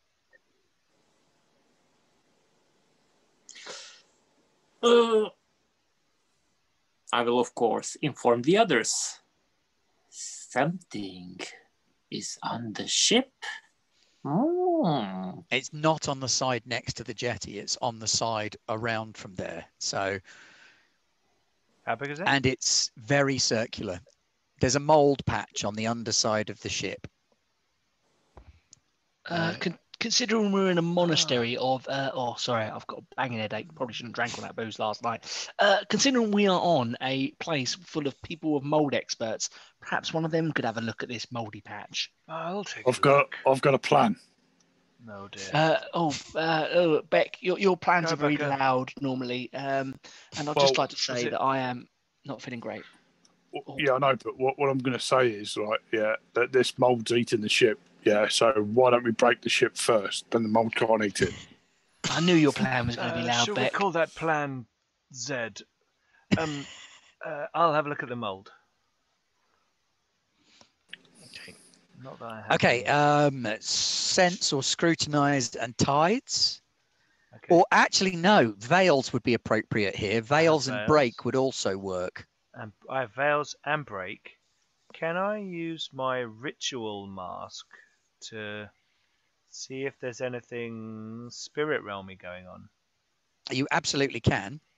Okay, cool. Probably won't do anything, but worth a go. I'll try and support you by just keep asking. Can we break it yet? Bad tonight. Can we break it yet? Have you not got any rerolls left? No, I haven't got. I didn't get any. Oh. I'll head into the monastery because Tech's idea made sense to try and get. Tech might be drunk, but it looks like a gow has hung onto the outside of the ship and cut a hole in the side of it. No, this isn't a gal thing at all. Oh, okay. Sorry. You don't know what this is. This has got nothing to do with your people. Okay. Yeah. So So Barnes. Sorry. Did you work it out? Oh, I got a reroll. I got 2 rerolls. Look at that. Yeah. You want to reroll it? That's actually worse. Yeah. Oh my god. Double. So Barnes, can we break it? While you're sort of investigating it, you sort of touch the stuff, and it starts to eat away at your hand. Oh, this is no gow mold. It hits your hand and starts decomposing, and you recall where you've seen and heard of it used before. This is like a terror weapon that would be used. Do you want me to break your arm off? Yeah, your fingers are sort of mouldering and decaying. Mark a point of mire as it sort of starts eating away at your hand. Is there a nearby lemur that I can wipe my hand on? That's how lemurs work. The lemurs are avoiding this stuff like the plague. Normally they'd be all over a spore. But I'm quick. I'm probably not lemur quick, actually. My mind turns to sacrifice in times of trouble. I will chop my fingers off. Oh. I'll say, Becca, quick! And I'll put my hand out. I'm going to hit him with Becca the rock on his hand. Chop! No! I'll move my... If he's going to hit me with a rock, I'm going to move my hand out of the way. Beck, use your axe! A blade! Use your quick! Oh, I do. Yeah, I didn't want to break him that much. He's a friend. Yeah. So I'll hit him before I change my mind. You take your axe clean. We take his hand clean off, not your axe clean off. That'd be weird. Yeah. How hard would his hand have to be? You take his hand clean off with one swipe of your axe, and it falls onto the jetty where it starts to moulder and twitch, and then decompose into another patch of this stuff, which starts to eat its way through the jetty as well. Oh. Whoa, is that you rotting it or it rotting you? It's rotting me. Ow. Thank you. Barnes, thank you, Becca. Are you all right, mate? You just had your hand cut off. It will grow back. It will take some time. Your hands grow back. Fair enough. That's fairly impressive. It wasn't really much of a hand, more of a tendril. Okay. All right. Yeah. Cool. Oh God. Oh well, if this bloody stuff nearly killed me, and I pour some of my really strong alcohol on the mold just to see if it does anything. Okay. What can I use my Myco Sanctum ramblings? Just it's a resource that I have. Whispers. I don't know what the hell it does. Whispers are basically a resource that you can use to find out cool information. If you have a whisper right. and you have a Can map, I talk to the mold? No, I know what it is. It's a terror weapon. I'm not going to bother it. It's fine. Yeah. It's fine. If you have a map and a whisperer, you basically combine them to find out the location of a thing. A chart and a whisper. Chart and a whisper, yeah. I have one of each of those. But So that would be for a sort of longer term game. Yeah, If you yeah, were yeah, yeah. doing a bit of an explore, you'd be like, oh, I've sandbox got kind of thing. You could be like, yeah. da-da-da-da. I've got rumors of a welcoming fleet and a many folded chart. Yeah. Well, that's me. I got that. And then you'd open up, you'd combine the two to say, now from what I can tell, it looks like there's a fleet that floats around out here in the trees that would be interested in having us come and join them, or might have cool stuff to trade, kind of thing. So that's what whispers are for. They're not super relevant for a one shot. Okay, and you can also use a whisper as a sort of spell. Speak it, get some effect related to it, lose the whisper. Yes, that's true. Sorry, I forgot about that. Yeah. Thanks to you. Yeah. So yes, you could use your whisper.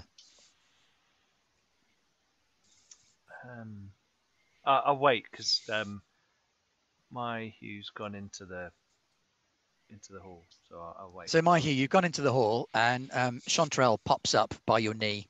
Boink. Mr. Cactus. Hello. We have some sort of growth, fungal related, on our vessel, and we were wondering if anyone could look at it to tell us what it is. It seems to be eating through the hull. Eating? But they shouldn't do that. They only eat things that are given to them. Let me have a look. Okay. And she follows you down to the dock. And she sees the hole in the dock that you now see as well. Well, that wasn't there when I left. And she sort of looks around the ship and she gasps and covers her almost mouth with her hand. What's that doing here? That's not allowed here. It's deadly. You didn't bring that with you. No, definitely. No, I'm almost certain. Tech, did we have a hole in the ship when we left? Quick, you have to milk your mammals. I didn't touch it. Milk our mammals. Sweet. Oh God. Beck, go to Plan Z. Just chop that bit off the ship. Just chop it off. The growth, the black mold. It's acidic. You need something to neutralize it. Do you have anything that could neutralize an acid? Axe. I mean, I poured alcohol on it. No, that's alcohol. Don't all mammals produce milk? Yes. No. Yes. Tech. Go milk Trixie. I'm pretty sure I've heard that. Like, Tech, give us some milk. Maybe leftovers from dinner. There was milky milk. Okay, so Zika comes running out of the galley. Zika, can you make an instinct and cook roll, please? I don't have any of that. Do you know? I thought you had cook. Who's the one that's got cook? Me. Oh God! Why is he the cook? This week I have mostly been eating chicken. Because Steven Seagal, that's why. Mostly been eating lemurs. An Under Siege reference. Oh yeah. Yes, I got it. Nobody beats me in the kitchen. Go on then, make an instincted cook roll, Jim. An instincted cook roll. Yeah. I haven't got instinct. Have you not? Cook. No. Just cook then. Can I make an iron cook roll because I'm determined. The Iron Chef. He's a determined chef. He's the Iron Chef. They are, You yeah, know what? Because you said an Iron Chef roll, yes, you absolutely can. I'm going to Oh, allow I've rolled that. D4. Do sorry. Oh, there you go. Right, so you come running out with a bowl of milk in your hands, and you fling it onto this patch of black mold that's now sunken into the hull of your ship. And there's a sort of hiss and a smell like farts. Milky. Oh, Barnes. Barnes, come on, mate. And the hole stops growing. And the black good mold kind of withers a little bit and goes brownish in color, not too dissimilar to the broadwood planks of the ship, but you can see that there is definitely an indentation and you've got a weak spot in the hull there now. Okay, can I fix it? Because I actually have in my salvage resources highwood planks. Aha. Yeah. Yes, you can. I have iron and repair 2 Okay. as a skill. So if you want to make an iron and repair roll, and anybody who wants to can join in on that. And if you sacrifice that resource, Dan, Yep. then you can patch the hole. Yeah. Can I use craft and is it sharps for fixing things? Is that the smart one? Sharps is logic, wit, and planning. So I yes, you have could. 5. You could position it. I'm right. gonna logically put it in the right place where it's gonna do the So most. you position efficient- it, and then The Arblag hole. fixes it. I got 5. Success with complication. Well, let's see what Dan gets. And I And got 2 double 5s, 5. which is doubles. So I have 2 2s. and you have 2 2s, so it's doubles Yep. as well. So you both succeeded with doubles. So you managed to fit these ironwood planks as like a runner over the hole. As long as all of that fungus is dead, you should be okay. I'd say that's not a bad job for a morning's work. Now, if you don't mind, I'm going to go back to sleep because I've got a banging headache. Oh. And Tech kind of disappears. We thanks you for assistance. You should go. That's not good stuff. If you brought that here, you'd be in a lot of trouble. We didn't brought this here. We didn't bring it. Mm. I hold up my arm. Oh. How could that be here? No one here would use that. It's just evil.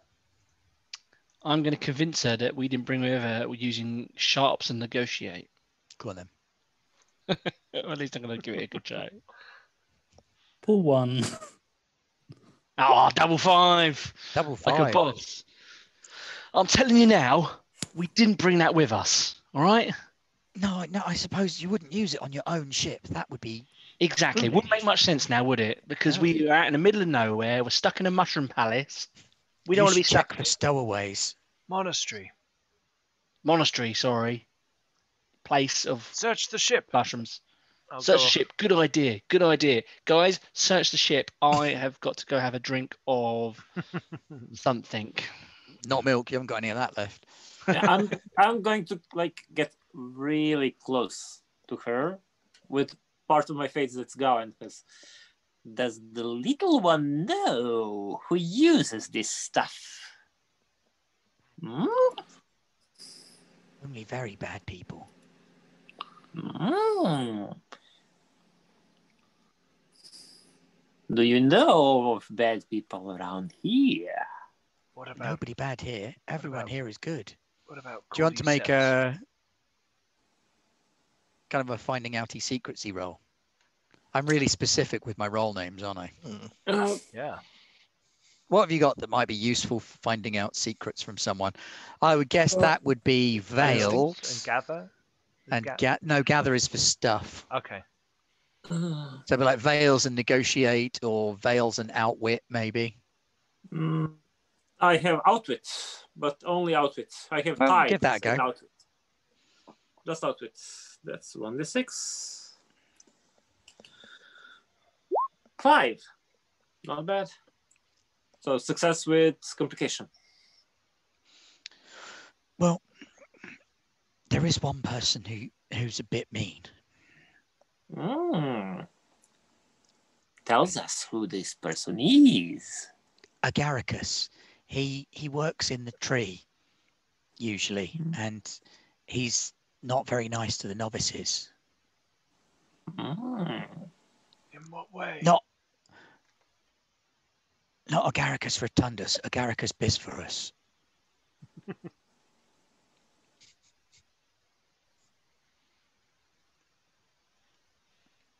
I've got to go, and she runs off. Oh. Who's searching the ship? I will have a look. I was going to go down to I'm trying to remember what it's called, the Under Thrash platform. Oh, yeah, we love the Under Thrash platform. All right, then. So, searching the ship, going down to the Under Thrash platform, give you a +1 advantage to tides and search, I guess, is your best roll. So when you say a +1 advantage, is that a +1 dice or? Yes, +1 dice.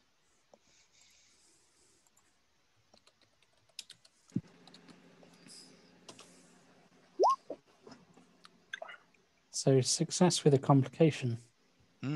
Someone has very definitely been here. And what you see from the Under Thrash platform is that attached to the Longjaw, which is the chainsaw underneath your ship, there are a couple of little spore bundles, like little round. I guess the best way to describe them would be like grenades. Okay. Well, I don't know anything about spores or mechanics. But there are spores that have been attached to the chainsaw at intervals, and you get the feeling they probably shouldn't be. Okay. Well, I don't know what to do to fix it. However, I will go back up and report it to everyone else because I don't know mechanics and they do.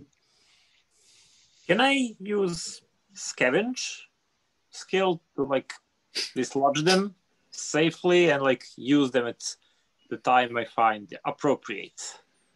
Yes, I will ask you to make a grace and scavenge roll then.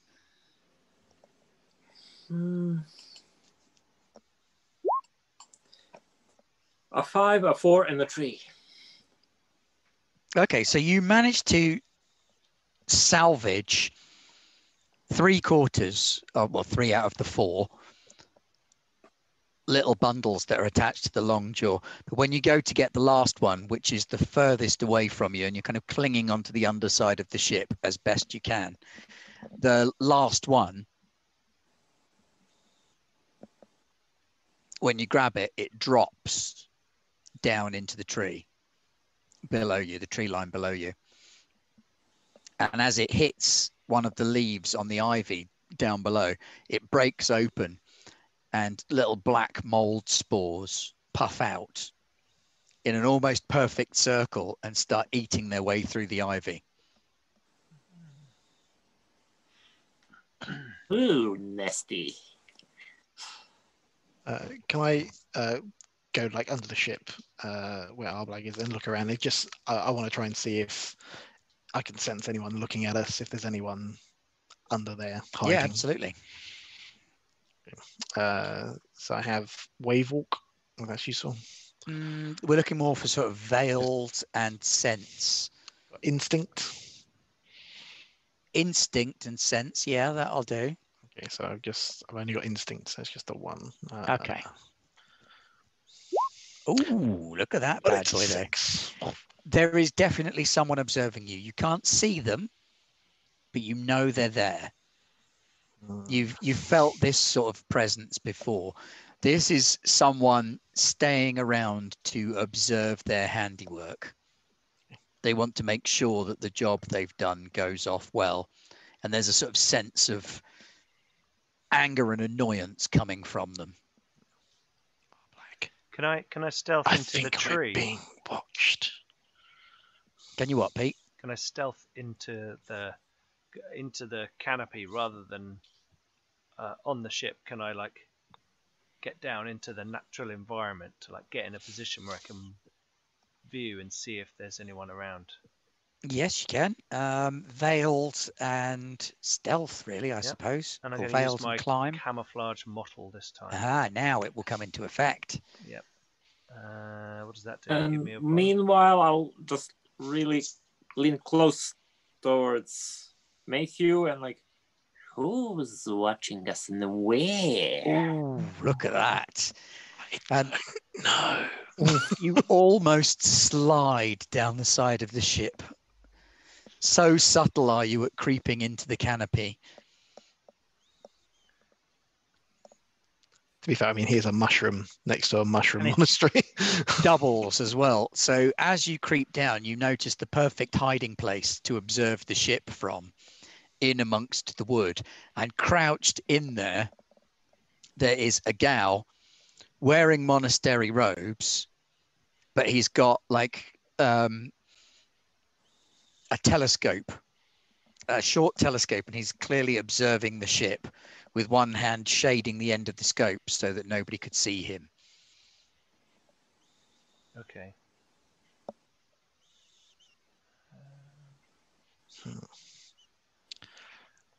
I'm still just on edge. Yeah, I'm just You're kind on of edge. stood You know around someone's 'cause I've- watching you, but you don't know where they are. Pete, you've clocked this guy. I'm going to have to lash him with my whip. Can I send one of my swarm scouts to look for, I don't know, anyone observing us? Yeah, I mean, you can send your swarm scout out to observe, yeah? So your so spider like, goes scuttling off looking for you. yes. So like it comes down the human part of my face, down the nose, and like plops on my shoulder, and then he just jumps away. Jim, what do you want to do? Get him, Mikey! Get him! Hmm. Can I shout where the guy is? Can I just be like, he's over there? Yeah, that'll give away your position as Yeah, well. that's fine. But I was like, he's over there! I'd shout really loud, Do we Hoping see that- him? hoping that Becca can swan dive off the side of the ship and headbutt him. Yeah. Definitely axe in hand. I shall try and make a run and jump. Do you know what's Dive. more hilarious? Can we see him shout? He's over there because he's so invisible right now. And when he Didn't realise calls how out, good he's I am. choosing to identify himself. You can't quite make out where he Throw is my voice. because of the mottling, but you see a glint from the telescope as it darts around when the voice shouts out. There's definitely some leaping going on. Yeah. I think Becca's all over it. Yeah. So I'm thinking it's got to be a teeth axe strike sort of move. Okay, that's going to be horrendous. That's like 5 dice for you, isn't it? Yeah. Nice. And Could just be an innocent bystander. Not for long. No As such this is thing all as going on, innocence. Tech Who cares, Leon? Tech's a little bit drunk. Can see essentially Jim seeing got a Beck triple. prepared to jump off, and he goes, "He's jumping into the canopy. Someone put a rope on him before he jumps over the edge." And as you say that, he throws himself off the edge into the canopy. Jim, do you want to describe how you managed to land on this chap? well, basically, I've dived off with my axe over my head, and I'm basically Bear in mind that Jim's concern- character is about 6'4" and built like a brick privy, wearing Yeah. furs. He looks like the classic barbarian. Yeah, Becca the Barbarian, or Becca the Slayer, or Becca the Conqueror. But anyway, Becca the Vegetation Destroyer. King of vegetation. I shall jump down, and I'm going to try and anchor myself so I don't fall by cleaving through him and into the ground beneath him. Yeah, so my axe sticks there so I can hold on and not drop anywhere to my Now, death. what type of damage does your axe do? Is it CQ hewing? I am not sure. It will say under your aspect. Yeah, it says it on your character boarding sheet. axe. Yeah, yeah. CQ hewing damage. Oh, right. So CQ is close quarters. Hewing means it goes through things, and it specifically states on your boarding axe that it does more damage to vegetation. Yeah, well, structures. Structures. Yeah. So you land and you carve through this guy observing you before embedding your axe in the rotten wood of the tree that he was standing on. It looks like there's a little passageway down through the tree to this little obscure area where he was. No. And there's some weird little balls of string and... Tech looks over the edge and goes, Beck, mate, you all right? Yeah. He's kind of There's a hanging hole. from the tree. Good. Barnes, that's not going to grow back, is it? No. Becca, do you need a hand up? No, there's a hole. Shall I break the hole? No, I'll come down and help you up. Just Don't throw a worry, rope. I'll help him, and I'm just going to leap off to jump down What next. do you want jumping into trees for? Just give him a rope. Ugh. So, Rod, you leap down next to him. Are you taking a rope or just jumping down? I'm just jumping. I do have leap 2 and grace. Go for it. Do I have anything else? You wave walker. I think with the leap we're looking for here rather than him maneuvering around the canopy. What about high ground? It's increase impact on any action where I have the high ground. Yep. So what's that, 4? Trying to take Well, it Becca increases out, impact. So if you're successful, it's more success. Oh, okay. Triple one. Now I got a 6. You got a 6. So you leap down into the canopy, swing around some ivy, and fling yourself back up onto the ledge next to him, hauling him back up. And yeah, there's a little tunnel here that goes up into the tree. It's quite small and cramped. You'll fit. Becca's going to struggle a little bit, but the wood is rotten and soft. Also down here, there is a little kite and some coloured string or ribbon. It's too flat for string. My spider, Okay. Mikey, sees all that, right? Your spider has been scouring the other side of the ship, looking to see what it could find over there. So as it's coming round the side of the ship, it sees the two of them down there. So you get the second sense of that as well. How much ribbon is down here? About a meter's worth of 4 different colours of ribbon. There's a bunch of ribbon down here. I'll shout. And a kite. And a kite. Bring it up with you.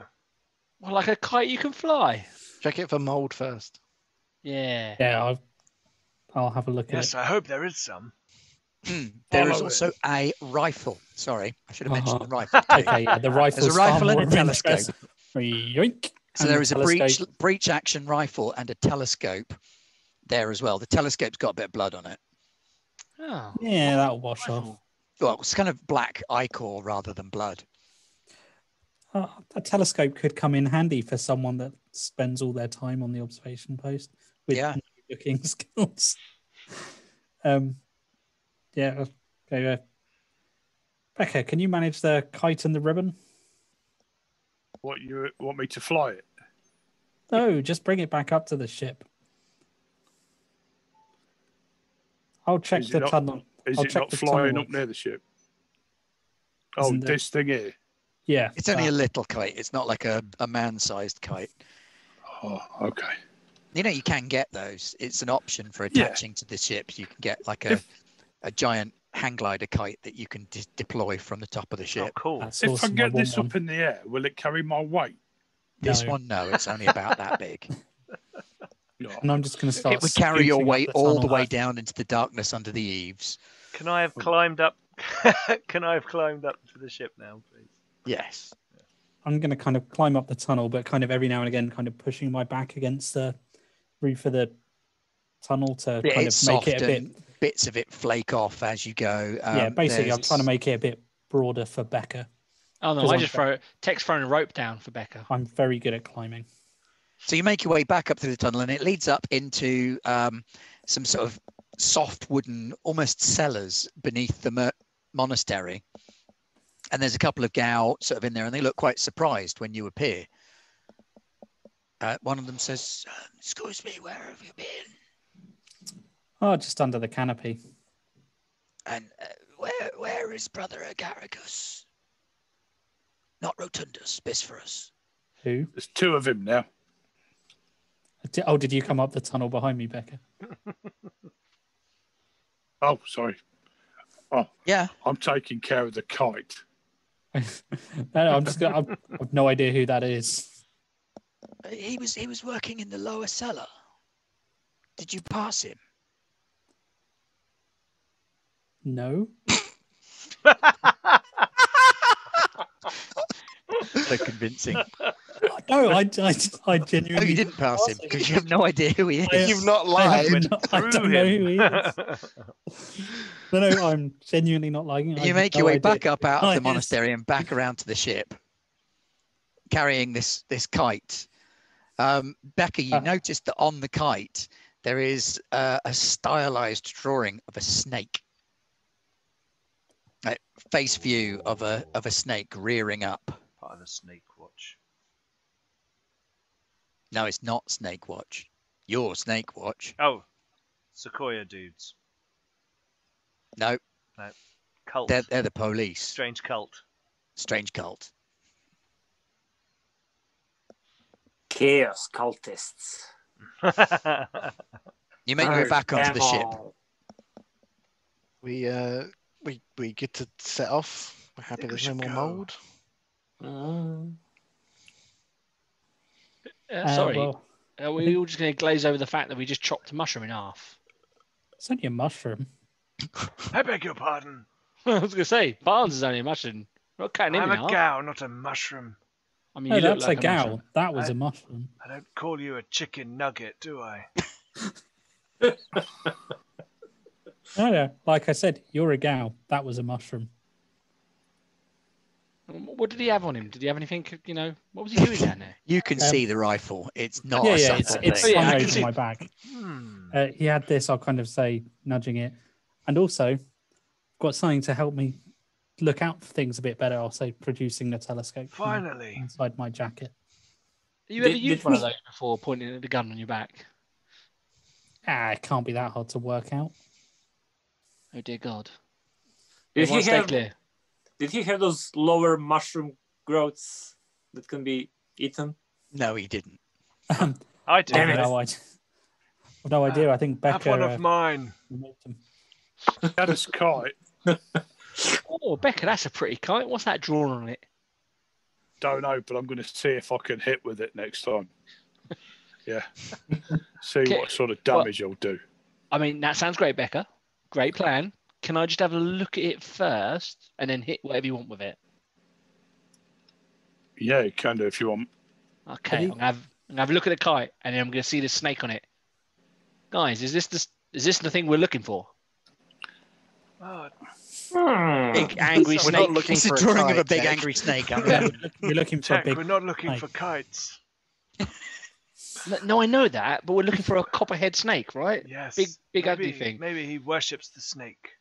Yeah. So what we're saying is we just cut somebody who might have invaluable information in half. He was trying to Ah, kill but- us. Yeah, look at what he did to the ship. Screw him. And we need to go find Cordyceps 2 days that way. Heck, Cool. You have to live in the present. There's nothing that can be done about that now. Here you go, Beck. Have your kite back. Have fun flying it. Why His do you think he knowledge had will a... return to the mycelium Yeah. network. As a question, are the kites used for anything besides Yeah. Yeah, is it recreation? like a thing? Is it- Or... Messages. You Sorry? can use them to send messages, so it would be almost like a smoke signal in some ways. You could send up a kite with coloured different flags on, ribbon so on. like I semaphore. have that. In I fact, have that in my languages. if any of you speak signalling, I do. No. you would recognise that the kite could be used for the Oh. purposes of sending That's signals. cool. I like do that. speak a smattering of signalling. So at which point I turn around to Beck actually and go, "Don't hit anything with it. We might need it, just for a little while." Yeah, it's only very basic signaling, so even those of you okay. with a smattering would be able to tell that it could be used to send really simple messages based on the colours that you'd attach to it to fly it with. Ah, okay. And that's what all those ribbons must be. Yeah. Ah, perhaps we should hand it over to our friend here. I will say, gesturing at Tech. If he knows I how to think- use it, then it makes sense. Well, it might be that if we're going into the territory of these snake worshipping guys, this might buy us some valuable time with not being, Or get us through somewhere with a signal. Exactly. That's what. See, that you're a smart one. Give us the element of surprise so we can shank him. Yeah. Well, Reverend. yeah. Don't I'm worry, going to Becca. skim over the next little bit of journey rather than doing another montagey roll. But nobody's injured at the minute anyway, are they? Well, I No. mean, Barnes has lost a hand. Mire. Yeah, lost a hand. I got a Leon hand. took a mire. My Can I- hand's gone. For the montage, can I ask Tech to show me the basic workings of a rifle? Everybody needs a montage. Montage. Just so I can see how I'm it. gonna grow my it bloody would hand work. back. Do you actually have the shoot skill? So, Pete, you grow your hand back. Tech Can I- runs. No, can it just be me interspersed between all their montages? Me staring at my hand, like trying to make it grow, and then something else, and then Willing it to grow fast. stubby little Deadpool and I've fingers just got on. Can little I arm fingers wrestle like my rock? Deadpool. I now have this image of you like as Deadpool, when he's Yeah, he's got a little tiny hand. I'm sitting on a deck and I'm obviously very, very sad. Oh. Yeah. Someone ate my tongue. There's still some left. We couldn't eat the whole thing. So 2 days later, you kind of cruise up next to this big patch of rotten leaves, dead bits of tree. There are mushrooms and fungal spores and mycelium growing over big chunks of the canopy. So you sort of sail carefully around it, and there's a little shack that's been built out of driftwood and planks and bits of insect carapace, giant leaves stitched together for the roof, which are all like dry and crinkling now, straining at the... As we're pulling in, I'm having a Stitching. very in-depth conversation with Trixie, and I'm informing her, like, Trixie, I'm not being funny, but those spores ate a hole in our ship. That's what you're here for, right? Make sure there's none of this stuff gets on our boat this time, all right? She kind of chitters at you aggressively. and Don't waves you her get arms lippy around. with me, young lady. You're here to do a job. Otherwise, I'll let Becca eat you. Or I'll milk you. And also, we've run out of milk. Milky, milky.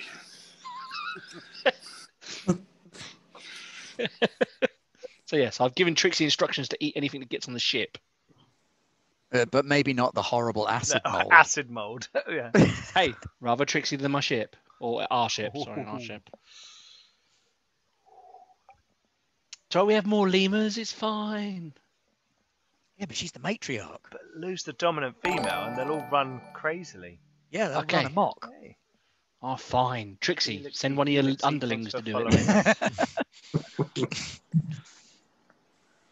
So you pull up outside the shack. Your ship is actually bigger than the shack. So you kind of pull up around it with the two prongs of your catamaran prow almost pointing directly into it. Hello in the shack. A little puff of smoke comes out of the roof. We It go to smells say hi. decidedly Yes. aromatic. Who wants to go knock on the door? I think we should send Becca. Yeah, do you want me to knock the door down? I mean, I'll knock go on with the you, door. Becca. I'll go with you, Becca. Yeah, just- something smells nice. I'll go too. Yeah. Becca, Okay. it's probably good if you don't inhale too much of what's going on in this hut. Has it got anything to do with that bad smell? No. It's going to be very good, but but not we don't want you getting too high on the fumes. You might smash the whole ship apart. Oh, actually, disappointingly for Becca, there really isn't a door. There's kind of a leaf curtain in place of where a door would normally be. You could totally smash that. I will rip it down though, as in not a complimentary, but like a consolidate. Yeah. Just Oh, eats it on the way through. Yeah. Rip, doors open. And I'll let out a big sigh as I rip it down. Oh God.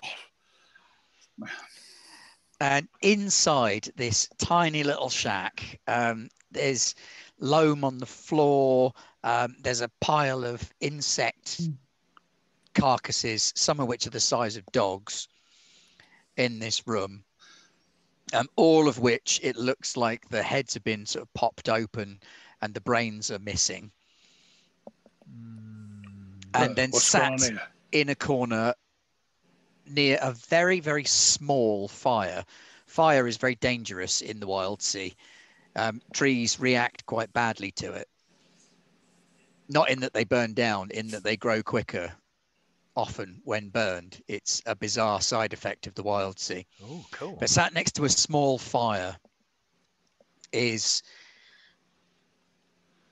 what looks to be just a heap of fungus at first. And then you gradually start to pick out humanoid features from it. It's the scruffiest looking gal you ever did see. You almost can't work out which end is its head. It's that unruly. And it sort of moves as you come in. And limbs start to make themselves clear-ish on this thing. But it's quite trippy just looking at this guy. And he sort of brings one big tendrily paw up to his mouth and tips something in and chews. The wet smacking sound. Greetings. And he exhales and this little cloud of spores comes out.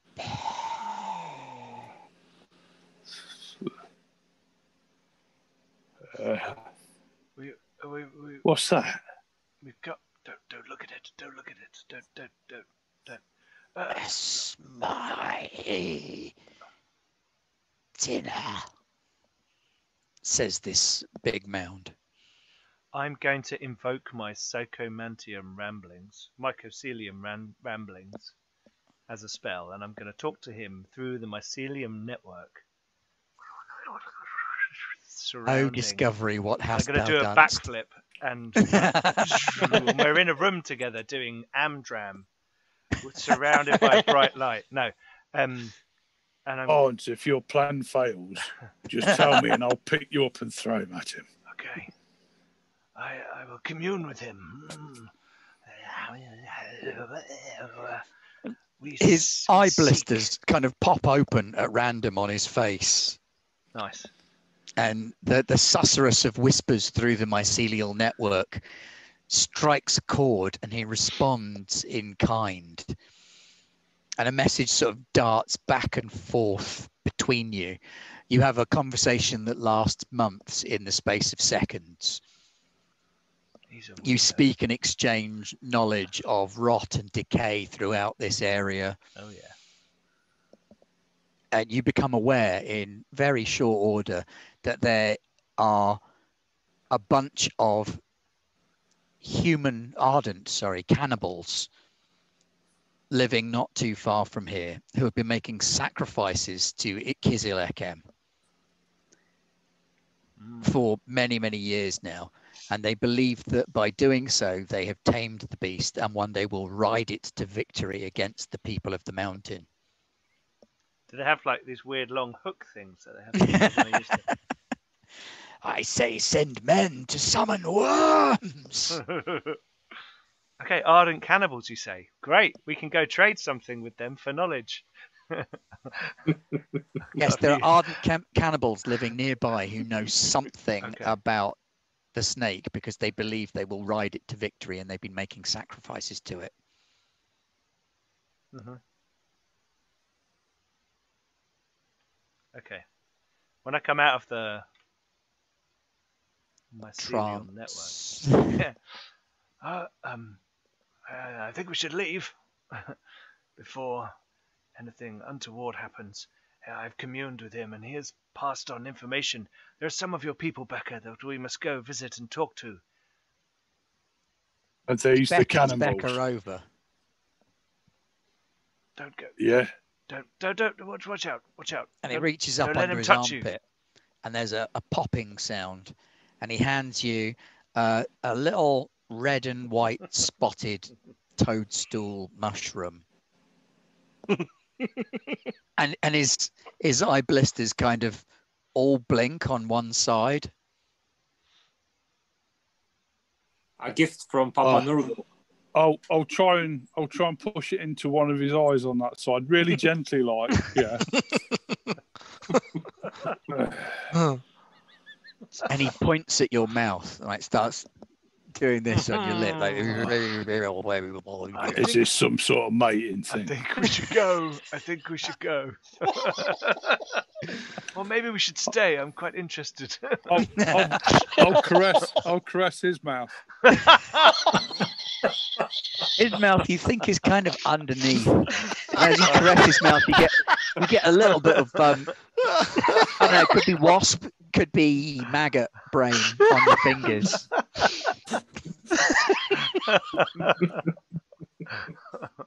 I'll turn round and shrug at Barnes. I'm not looking. It's a tender moment between two people. I'm not looking. Oh, this is really strange. Perhaps if you two are finished. I thought you were a professional, Becca. We should probably leave. I thought he wanted me to feed this into one of his eyes. I think we should leave. Garblag, don't you agree? Yes. Yes, I agree with my friend. Jim, if you want to put on your specimens, Wayfinder mushroom. Okay. Erotic Wayfinder mushroom. Well, it wasn't when he gave it to you. Turns out you made it erotic. Yes. I've just seen it in my head again.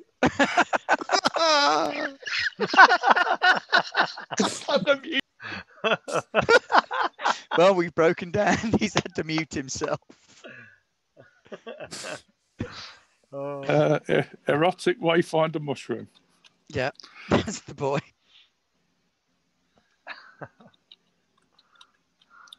Look, he's professional. And I'm composed. Professional, I'm composed. Behold the might and majesty of Garblag Games. Beautiful thing. It's a beautiful thing. Mushroom All right, love. what do you want to do? Did we learn anything? I'll say to Oh yeah, Barnes.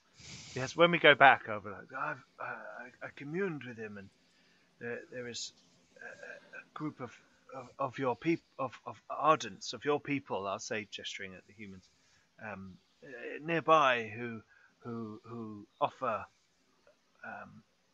things to Kizilekhem, hoping that one day they will ride the serpent into victory. What could they offer the thing? I don't know. Animals, offerings. I'm trinkets. guessing dinner. Oh, they're cannibals. Did I not say they're cannibals? Whoa. So let me get straight. We're going What, to like the monks? Yeah, like the mushroom eating guys. No. Literally eating each other. And eating you if you arrive. Well, maybe not. Depends if they're hungry, I suppose. Oh, I don't like that. That gives Ardents a bad name, that does. Double standards. What do you mean Well, double standards? Perhaps you could hide downstairs then when we talk to them. I ain't doing no hiding for no Ardent eaters. Anyway, we got a giant snake to find, haven't we? Try and make yourself look less tasty. There's no making this look less tasty. I'm sorry. Just cover yourself in barbecue sauce. They'll hate it. All right, well, I say we go pay these Ardent a visit. Carry a bag of sprouts with you whenever one comes for you. Just like, ah. Eat some asparagus. Ooh, good shout. All right, come on in, everyone, back aboard. Let's go again.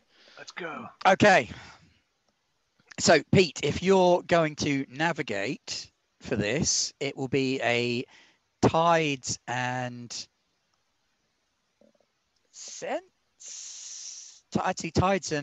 wave walker. Okay. That's 2. I've still got 1 reroll. Mm.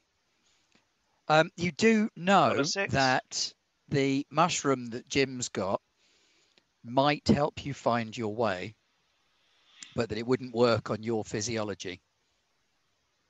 Gotcha. Okay, so someone else has to do it. But I got a 6. But it's not a problem. From the memories you shared through the mycelial network, you think you know of a place called the Wheel, which is where these guys hang out. It's a rotten grove of like autumnal trees, and they've got the leftover remnants of a bunch of trashed ships sort of strung loosely together in a big wheel in the treetops where they Cool. make their home. We're heading for the wheel. The cannibal wheel. So by the time you get there, you're more than a week widdershins of Distrain Mountain. Sorry, it's a good word. I love that word. It is a great word. I love widdershins. Of Distrain Mountain. So you've come around the edge of the peak. You can see up on the distance, you can see the peak rising up, and it's the side where the clan holds are located rather than the posh side with all of the rich people's estates. So there's a few clan holds dotted on the mountains. You probably think that from where they are, they couldn't really make out much of this, or they would just dismiss it out of hand.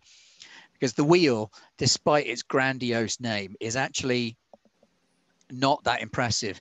Now, Rog, you would be the first one to notice it from up in the observation turret with your telescope. That's a 2-track piece of gear. Tech has put up what he believes to be reasonable signals to say, we're friends. So you've got the kite trailing off above you, you've got your telescope in front of you, and you can see this circle of really shit, old, battered ships lashed together quite crudely with ropes and rigging. Sails gone, engines cannibalized. But one really halfway decent quality trading vessel that appears to be quite well stuffed with goods. So there's a trading vessel that looks not new, but certainly in the last 10 years. Now, you know that some desperate traders do use this as a shortcut to get back around to Port Cracktooth if they think they can get away with it. Clearly, these traders have fallen afoul of one of the risks of the shade, and they've been captured by these people dwelling on the wheel. And their ship is tied up alongside the wheel, and you can make out tiny little specks going on and off of it. All right, I will report my observations. There might be some good loot over there. Don't know how many Well, cannibals there are yet. There's no harm in getting paid while we're getting paid, right? Are we just gonna pull All up right. there? If those cannibals were to, have an accident, that would probably be better for everyone. We don't know how many there are, though. I don't know. I'll tell you when we get closer. Well, if you get any closer, there's a greater chance of you being spotted. So then your kite will come into effect. Okay, I'm assuming my telescope can't see them clearly enough to count them. Not until you get closer. So if you get closer, you'll be relying on your kite to get you past, and then your telescope to see if you can get a better idea of who's there. I'm not going to lie. I was a little bit inebriated when I made this kite up. So we're either saying we're friends or a big old you. Hopefully it's the fact we're friends, because if it says the other thing, they're probably going to kill us. I'm gonna just stand up by the harpoon gun. That's right. Yeah, you stand up the front there because you're big and spiky and you look scary. Let's go with that. Beck, come here. Beck, come here. Get your big axe ready. All right. And take yourself off mute.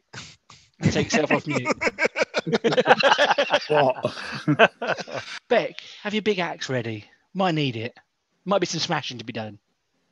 Oh, right. Okay. Yeah. But Ben, the bladed prow, that's just like the fact that there's a big blade on the front, and if we crash into things, it'll chew it up, or is Well, there your, like your ship is like a crescent moon, and the 2 points of the crescent moon are sort of hardened like a ramming prow, Okay.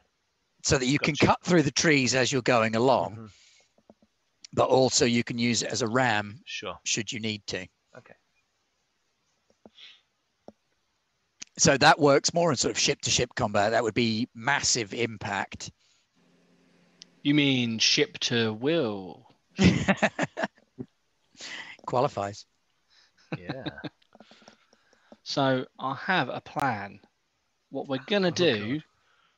Beck, you're going to stand at the front, and then we're going to ram into the ship, and then you're going to kill all the cannibals.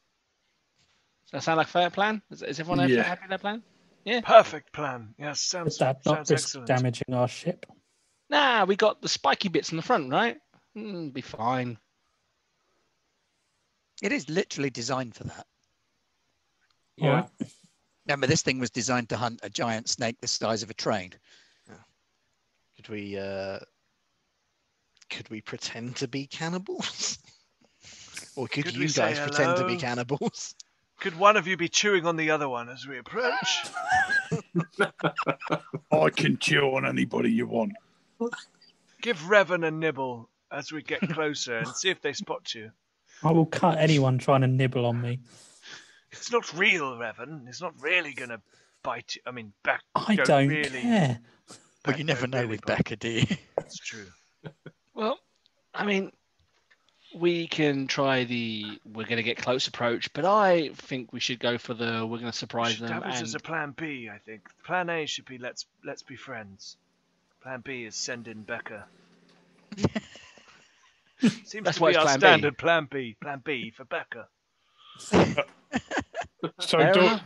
do I bite Revan or not? No. Not yet. When we get closer, Right. pretend. Okay. Right, Dan, what level of signalling have you got? I've got signaling the one for, is it fluent? Smattering, fluent, or knowledge? I've got I've only got smattering actually. I was incorrect in Okay. my Well, I that's also one have- dice of smattering, and you can put that. Somebody in the chat, with- please give Dan a reroll. Can I use sharps? Yes, you can use sharps. Cool. Can I help him with my smattering? Not especially. Okay. I got this. Believe. I was drinking while I did this. It's fine. See? Oh wait, 4. That's a pass, I right? read the total. It's an almost pass. Yeah, it's a complicated pass. Yeah, It's you complicated, crash pass. into the ship and say, "Hey, we're friends." So they're going to let you get closer to see what the hell is going on. They don't know anybody with a ship this nice. Becca, chew on Revan. Becca, quick. As we're getting closer, can I tell how many there are using the telescope? Yes, you can. You can make an observation sense and do sharps or grace, because grace is for precision. So I suppose Dan, you've just precision got to count reroll. Yeah, qualifies. Barnes, is there any So part of him does- that I need to And you can bite? add a Telescope. dice for your telescope. Chew his ankle or his calf. It's a good. Okay. The calf's a good fleshy bit. Oh, I got a 6. Hey. So yeah, you reckon that this the cannibals themselves, there's probably only a dozen of them. Most of them are fairly thin and emaciated, like they haven't had a good meal in a while. But you do notice sort of striding amongst them is this one massive ectus. I'm going to get down on all fours by Revan's legs. I will move away. He's up on the observation platform with his telescope. I'll climb up there then. Up here, Barnes. I can see an Ectus. Yeah, there's this I one wonder massive Ectus with an axe not too dissimilar to Becca's. Chew on my hue. Yes, there is. Walking amongst them, and he appears to be sort of giving orders every now and again. I don't think I've ever heard of an Ectus cannibal. Yeah, again, I'll shut down. There seems to be some big Ectus who's in charge. There's a dozen of them. All look thin. Doesn't look like they see many of us. Maybe we could trade them. Trick them. Trade them a meal. Or like maybe Becca for Becca some can information. fuck them up. And then Becca could fuck them up, as you say. Whatever that means. And at that noise, you hear the spin of the revolver bullets. I say, we fuck them up because they're Ardents and they're giving us a bad name. The also more the Ardents I right. see out here in But the this- Wildsea, the more cannibals I see. I don't know. You're all an uncouth bunch to me. But Oh. this There's the mushroom who ate the time, mushroom. keep one Not truly alive. connected. I mean, we want to find the snake, so maybe. Keep Talk to one them. alive. All right, Beck, do Keep you one think alive. you can keep one alive? Say again. Can you keep one alive? Uh, Breathing, alive, like us. oh. Hit him with the cool. flat bit of the axe. On the head. Boom, but not too hard. Don't want them dead. I don't know, you know. How about you All attack right. some of them and we'll grab one of the others? Yeah, that's a good plan. Beck, you kill of the dozen that are there, you kill 11 of them, and we'll grab one. I'm not sure you can Roger, it count does that look high. as you get a little bit closer still that they appear to have the crew of the merchant vessel, which you can now see has the name painted on the side, Desperate Endeavour. They've got them all on one part of the wheel in a cage, right near the edge, just sort of hanging over the edge. So if they broke out of the cage, they'd fall. Oh, they've got how many prisoners? About half a dozen prisoners. Oh, they've got about 6 prisoners. The prisoners could probably tell us stuff. Let's just kill all the bloody cannibals. Nah, By the we way, have- Revan's getting more and more geezer as the evening progresses. Where? We have a Wait. cunning plan. Oh. Release the prisoners so they help us fight. Cannon fodder. Speaking of cannons, who here can shoot that big harpoon gun at the giant cactus guy? No offense, Mahu. No offense. But Anybody with shoot can shoot the harpoon gun. oh, Also, anybody with shoot can shoot the rifle. And anybody with shoot can shoot your pistol, but they'd probably have to prize it from your cold, dead fingers. yes. I'm also maybe the only person with shoot. Is the big I can shoot. harpoon gun heavy? It's fixed on the ship. Mounted. It's a vehicle-mounted weapon. Yes, it's heavy. Can someone give It's me a also hand got a with nasty this? recoil. How many harpoons have we got though? If they're about to feed those people to the Becca, guys. grab not onto a really harpoon and we'll something fire that's you across. super precise for shooting at individual people. It's more for Leviathan-sized creatures Yeah. and ship-to-ship Well, combat. I'm thinking, and it is a good plan, this one. Yeah, I'm thinking that we can get it moved from here, and then we use it as a battering ram on his head with the harpoon bit. No? It was good. I like it, Beck. I like where you're going with that. But maybe Rax could just do it just as well. Yeah, all right. So does anybody want to do anything at range as you hove into view? Unfortunately, my pistol's probably not long enough range. And somebody else has a rifle. You can borrow my rifle. What else can we do? If there's So any- Leon, you got the harpoon gun. Roger's got a rifle. I've got a bow, which is more accurate than a harpoon gun. You can borrow the rifle. I'm not if very you good at think it range. can help. Could we harpoon a section of the wheel and then just go as fast as we can and try and tear the wheel apart? Oh, yeah, that's a cool idea. But what about the prisoners? We kind of need them to tell us stuff. They'll be fine. They're still. We won't shoot their bit of the wheel. We'll shoot the other bit of the wheel. I'm not entirely sure how well built that thing is. If I'm That's why it completely doesn't honest. work. Okay. Then should we just go and pull up alongside the prisoners and try and save them and shoot Yes. off Yes. the cannibals as they approach? Yes. Professor So I was- Lobotomy and Mr. Splatter are ready. Mm. I'm going to have to bail out if that's okay. I'm just going to Yeah, go and no sort worries, something out. mate. Okay. We've gone on a little bit later than I had No, originally that's planned. cool. That's cool. But no, just want to say what a great game this is. It is. It's a brilliant. lot of Yeah, fun. really Brilliant. cool. Well, totally different to anything I've played before, and yeah, spot on. But thank you very much. Okay. All right. Take care. Okay. See you later. Thanks, guys. All the Right, winners audience are gonna go folks, with- we will probably keep going for a little bit longer as long as the rest of my players are you okay later, with Jim. that. Yeah, I'm good. We are at the See you Grand later. Denouement. Try and- Right. I say ramming speed. Mayhew, can you use this? I'll say holding the rifle. Yeah. I've seen one of those before. Do you want to borrow it? It's small. I'm still learning how to use it, you see. I'm not very good. Yeah, I think it's probably longer range than my bow. Same using my Oh. arrows. Hand in the rifle. I want it back. You'll get it back. We'll keep Right, so what do you going wanna while I do? What's the rearrange plan? pictures. We're gonna pull up alongside the prisoners and just You're try gonna and try and put one of your catamaran pontoons underneath them. Are they on the inside or the outside? They're on a cage which is hanging out over the edge of the canopy. Oh, so on the outside. All right then. Humanitarian, let's go save the prisoners. And kill everyone else. because they want to be shooting at us.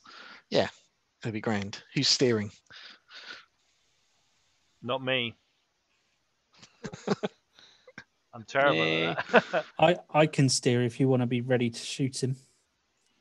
If you see that small mushroom he has there, if you eat that, you'll hone your senses, good lad. Do you want to be up ready to start shooting him, Tech? I can take the wheel. Sure thing. Nothing like killing some ardent scum. And why are you always trying to get me to eat bloody mushrooms? I'm gonna Right, stand Rog, on. make a Grace and Wave Rider roll to pull up neatly alongside. I think we could probably do with Yes.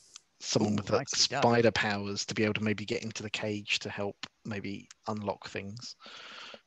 So you cruise up alongside. If only we had someone with spider powers.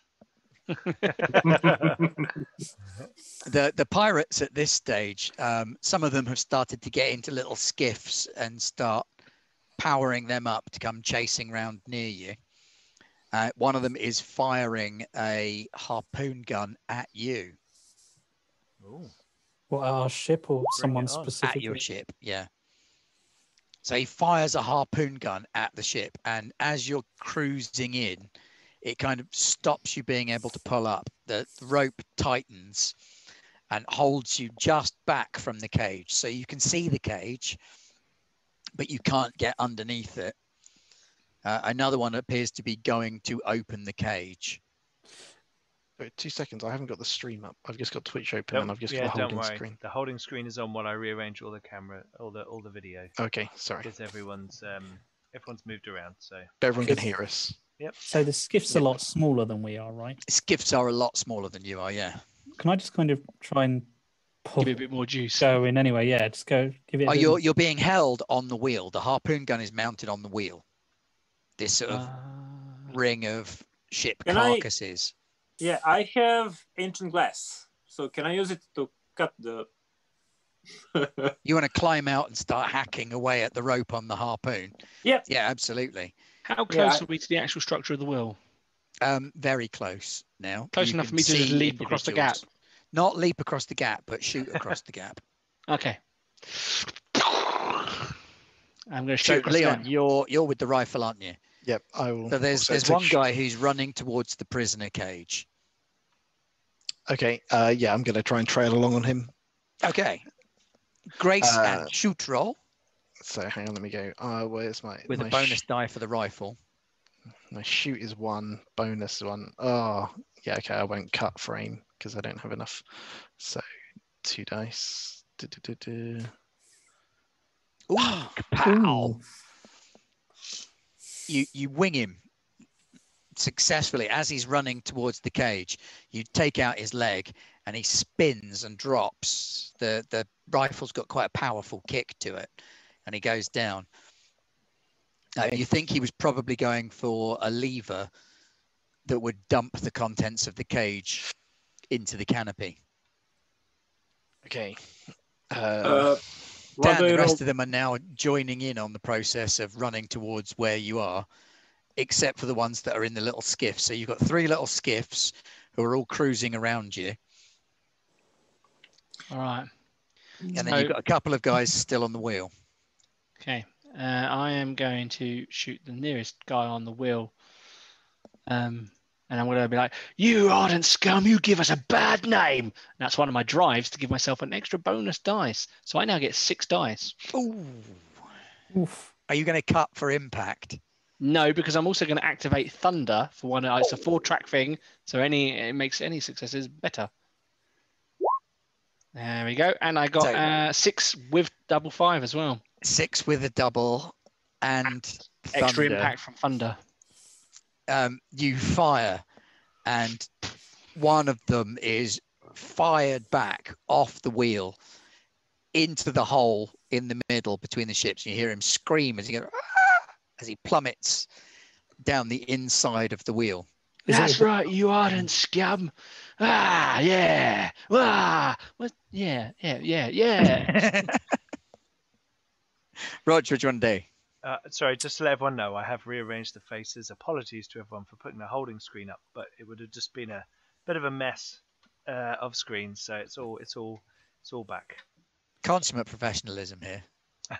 Okay. So given that we're still kind of floating here, I probably need to try and stay on the wheel. Yeah. Okay. What do I So roll to you cut can make ram them. Wave Walker and another Wave Walker and Grace roll to see how the fight between you and the harpoon gun is going. Pretty well. Yeah, pretty well. You sort of I'm pulled basically some of the trying to- connections loose on the wheel. They've still got you pinned, but you've separated 2 of their sections.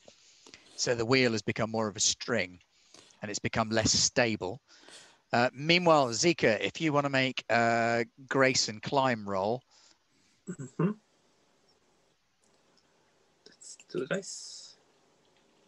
Ooh. Yeah, I got a 6 and a 5. Nice. So you climb out and you sort of wrap yourself around the harpoon, and with your extra arm, slice through the rope using the glass that you've got.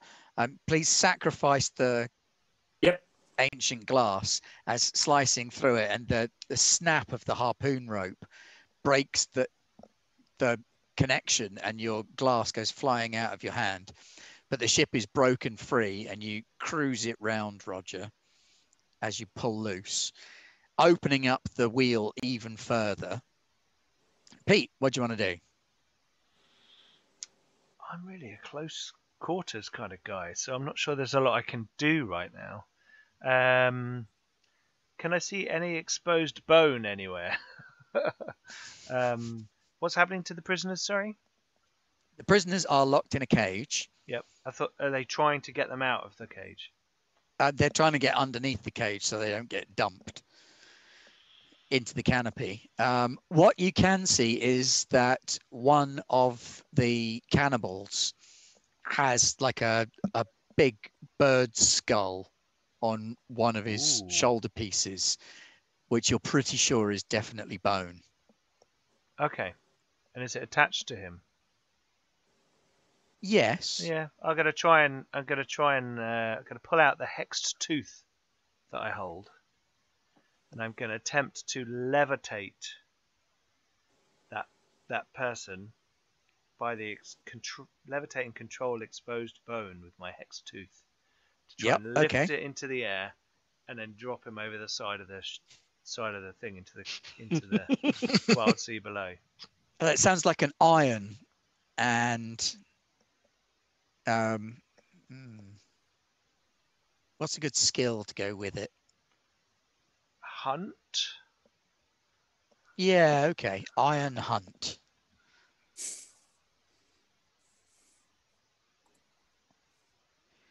So you do it. You pick this guy up. You can use your reroll. Or does it work? It barely. Okay. You start reroll. dragging this guy.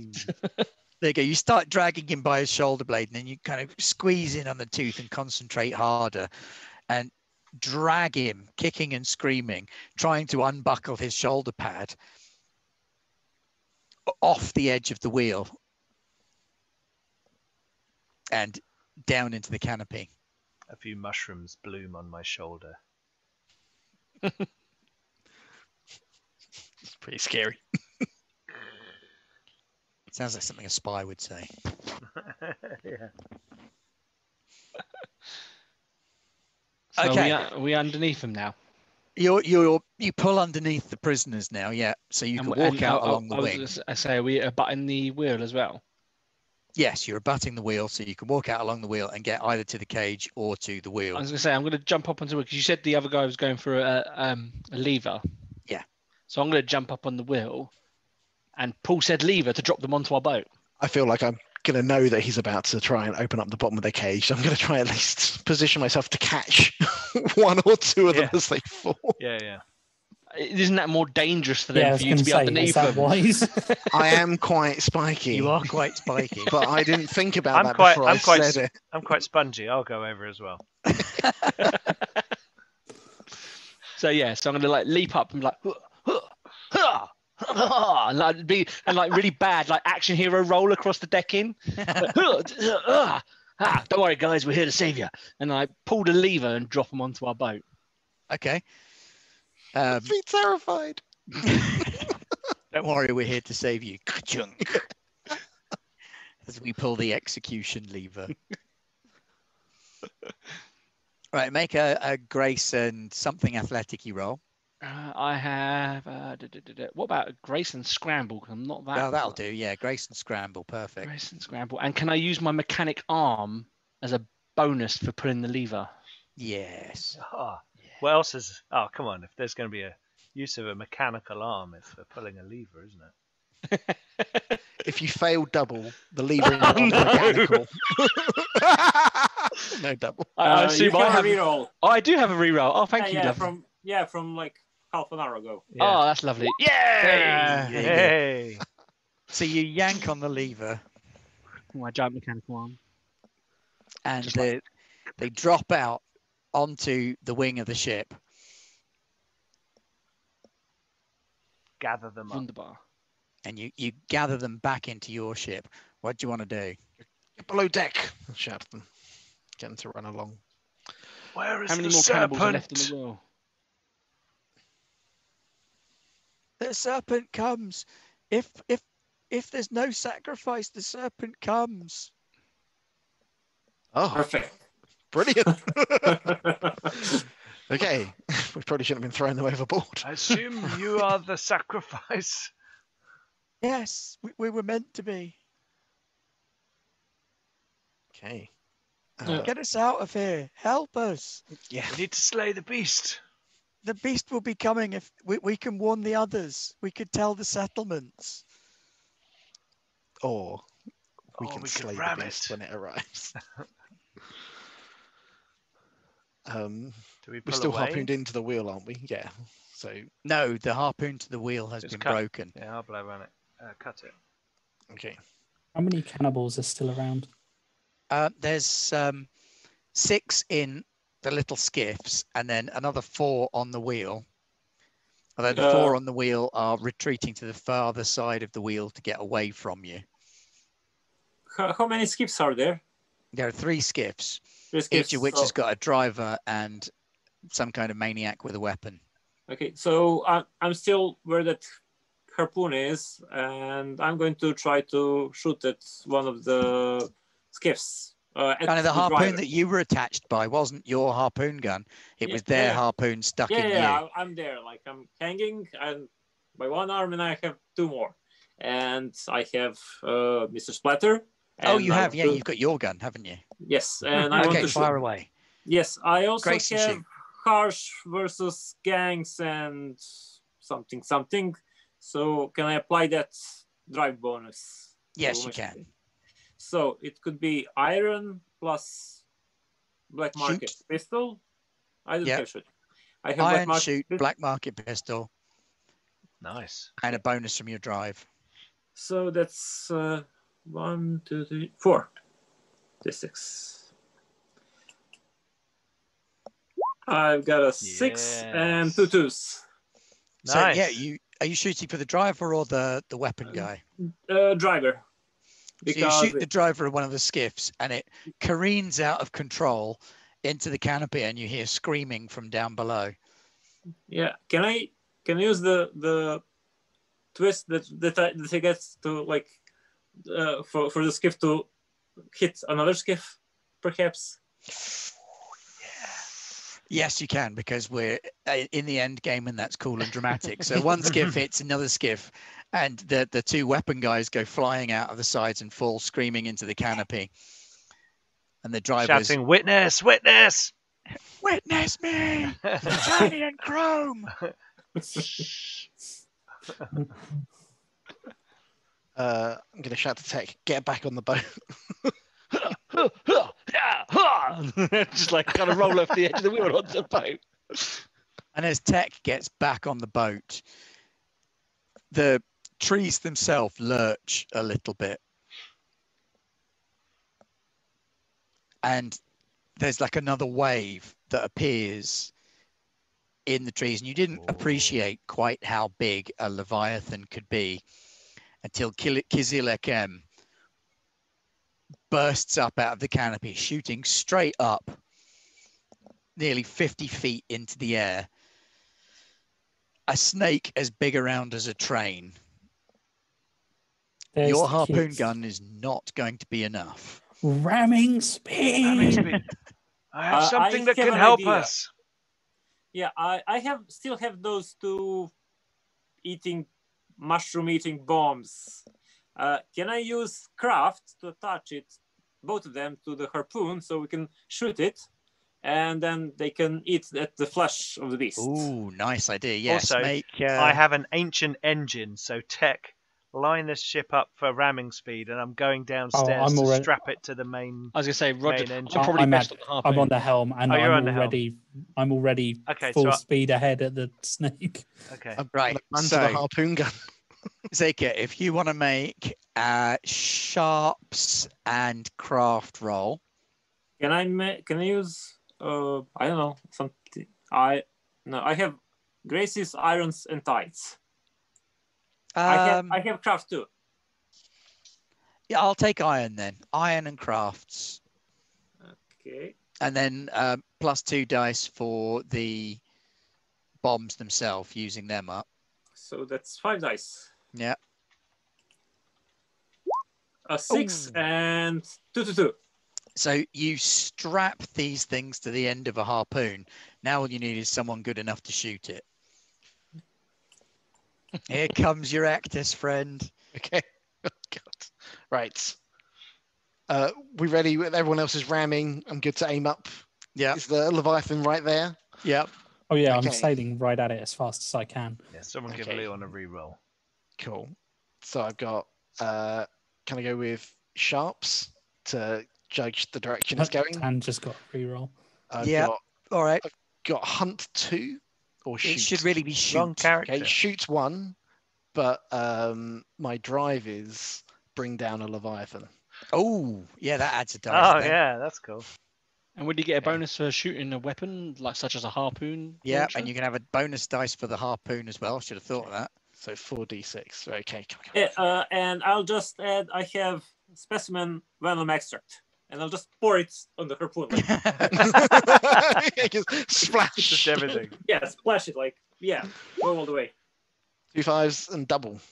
So your harpoon stabs into the beast, and it shrieks out, and the noise it makes is unholy as it lashes around.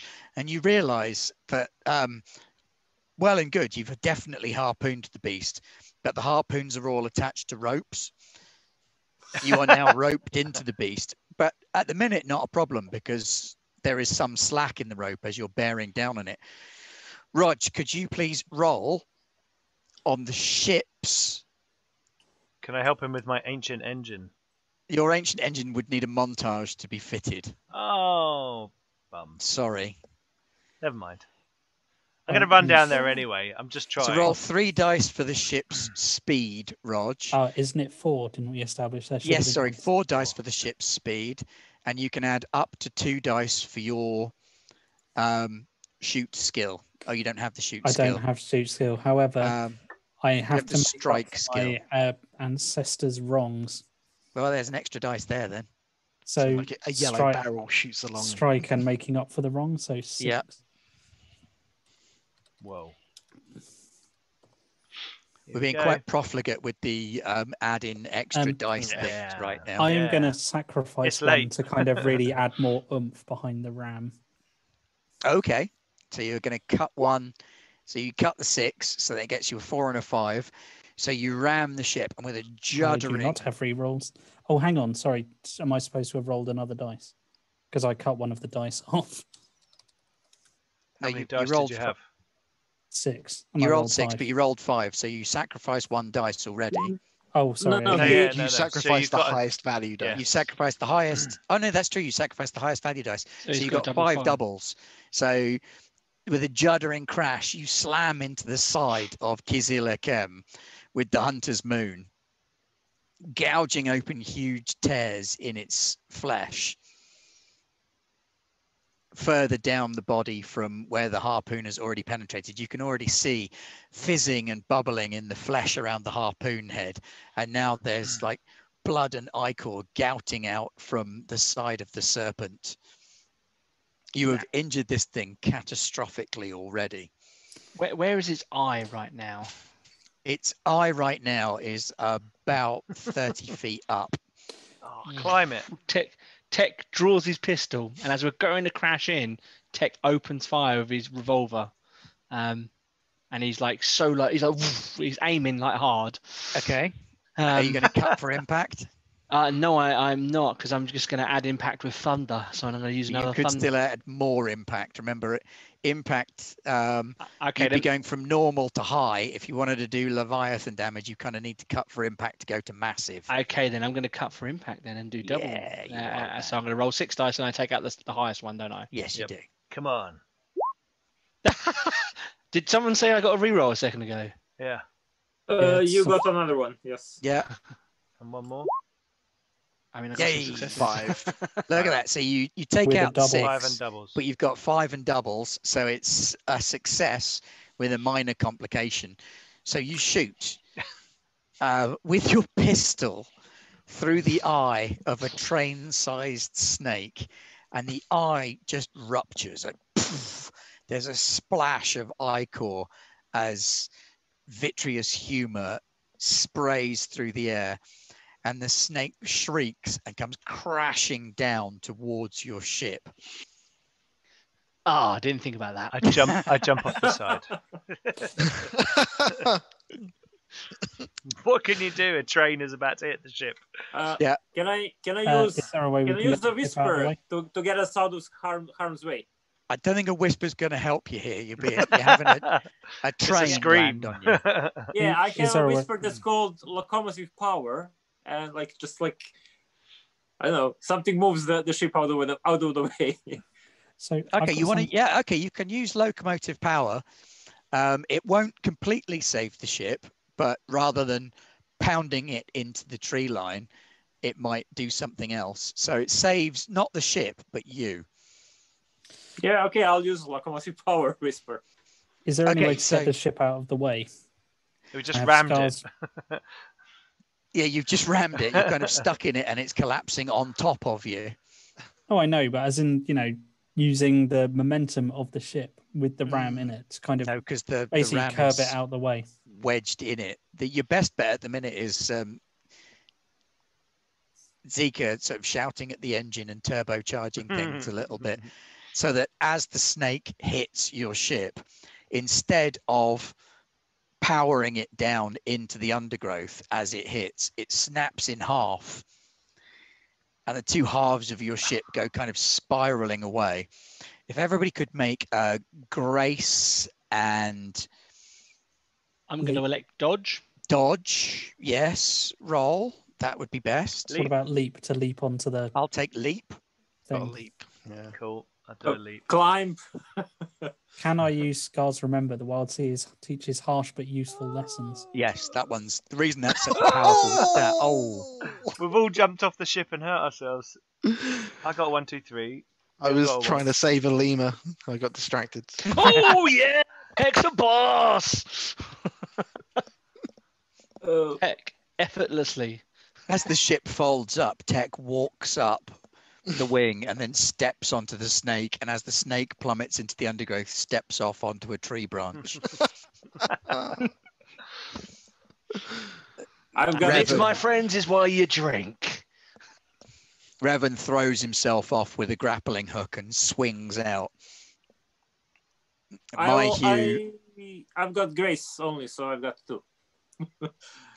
Ooh. So Garblag and Mayhew We're and next to Barnes each other. Yeah, right at the are now. much less fortunate. We Kind of just crash hold into each each other. other. I'm holding this giant engine that I thought I could attach to the ship. And you're sort of on the edge of a branch, dangling over the undergrowth as the flaming wreckage of the Hunter's Moon descends down either side, Oh God, there were Half- people on board. tangled. Oh yeah, they got All the the All the prisoners we prisoners. saved. Saved. We didn't Did save any them. of them leap off? I'm more worried about the lemurs. no, because they were below deck, weren't they? Yeah, they all went The down. Downstairs. Downstairs. lemurs many of as the well. lemurs have leapt to safety in the Good. trees. So Mayhew is hanging onto a tree branch with Barnes and Garblag kind of clinging onto his legs. Spiky. Yeah, climb up me. I'm holding onto the spikes. Over Well- on the wheel, you can see Jim's character just kind of stood there with his axe, sort of looking at you. Yeah, I'm on the wheels where I was jumping to. So there's that merchant ship still on there that was in pretty good nick. So Oi, Think we'll have guys, that I one. don't think that's going to buff out. Can I see the others from where I am? You can, and they're perched precariously over a ledge, hanging over a fall that would certainly be their end as the flaming wreckage of your ship descends into the depths, wrapped about with the copper remains of Kizil Ekem, the fearsome serpent, crashing and plummeting down into the darkness under the eaves. And Do we I think- pan out from there onto a wide shot of this sort of dark brown tree cover, leaving flames burning and the wheel sort of shaking and rattling and gradually slipping and sliding its way into the undergrowth as you perch in your various locations around there, wondering how you're going to get out of this sticky predicament. And we'll end it there. Yay. Hey. hey, That was so good. Thanks, awesome Ben. game. Thank you so much, guys. Thank you. Yeah, that was really cool. A lot Oh, of it's fun. awesome. And that's a brilliant game. So the guys at Wildsea Yeah. should be righteously chuffed with what they've produced there. I'm really looking forward to the next iteration of the playtest. Really looking forward to the final version. And it's going to be awesome. It Yep. looks amazing. Thank you so much to our audience for coming along and supporting us, as always. Yes. Don't forget, this is the month of one-shots on Garblag. So join us on Thursday when Pete is running Rifts.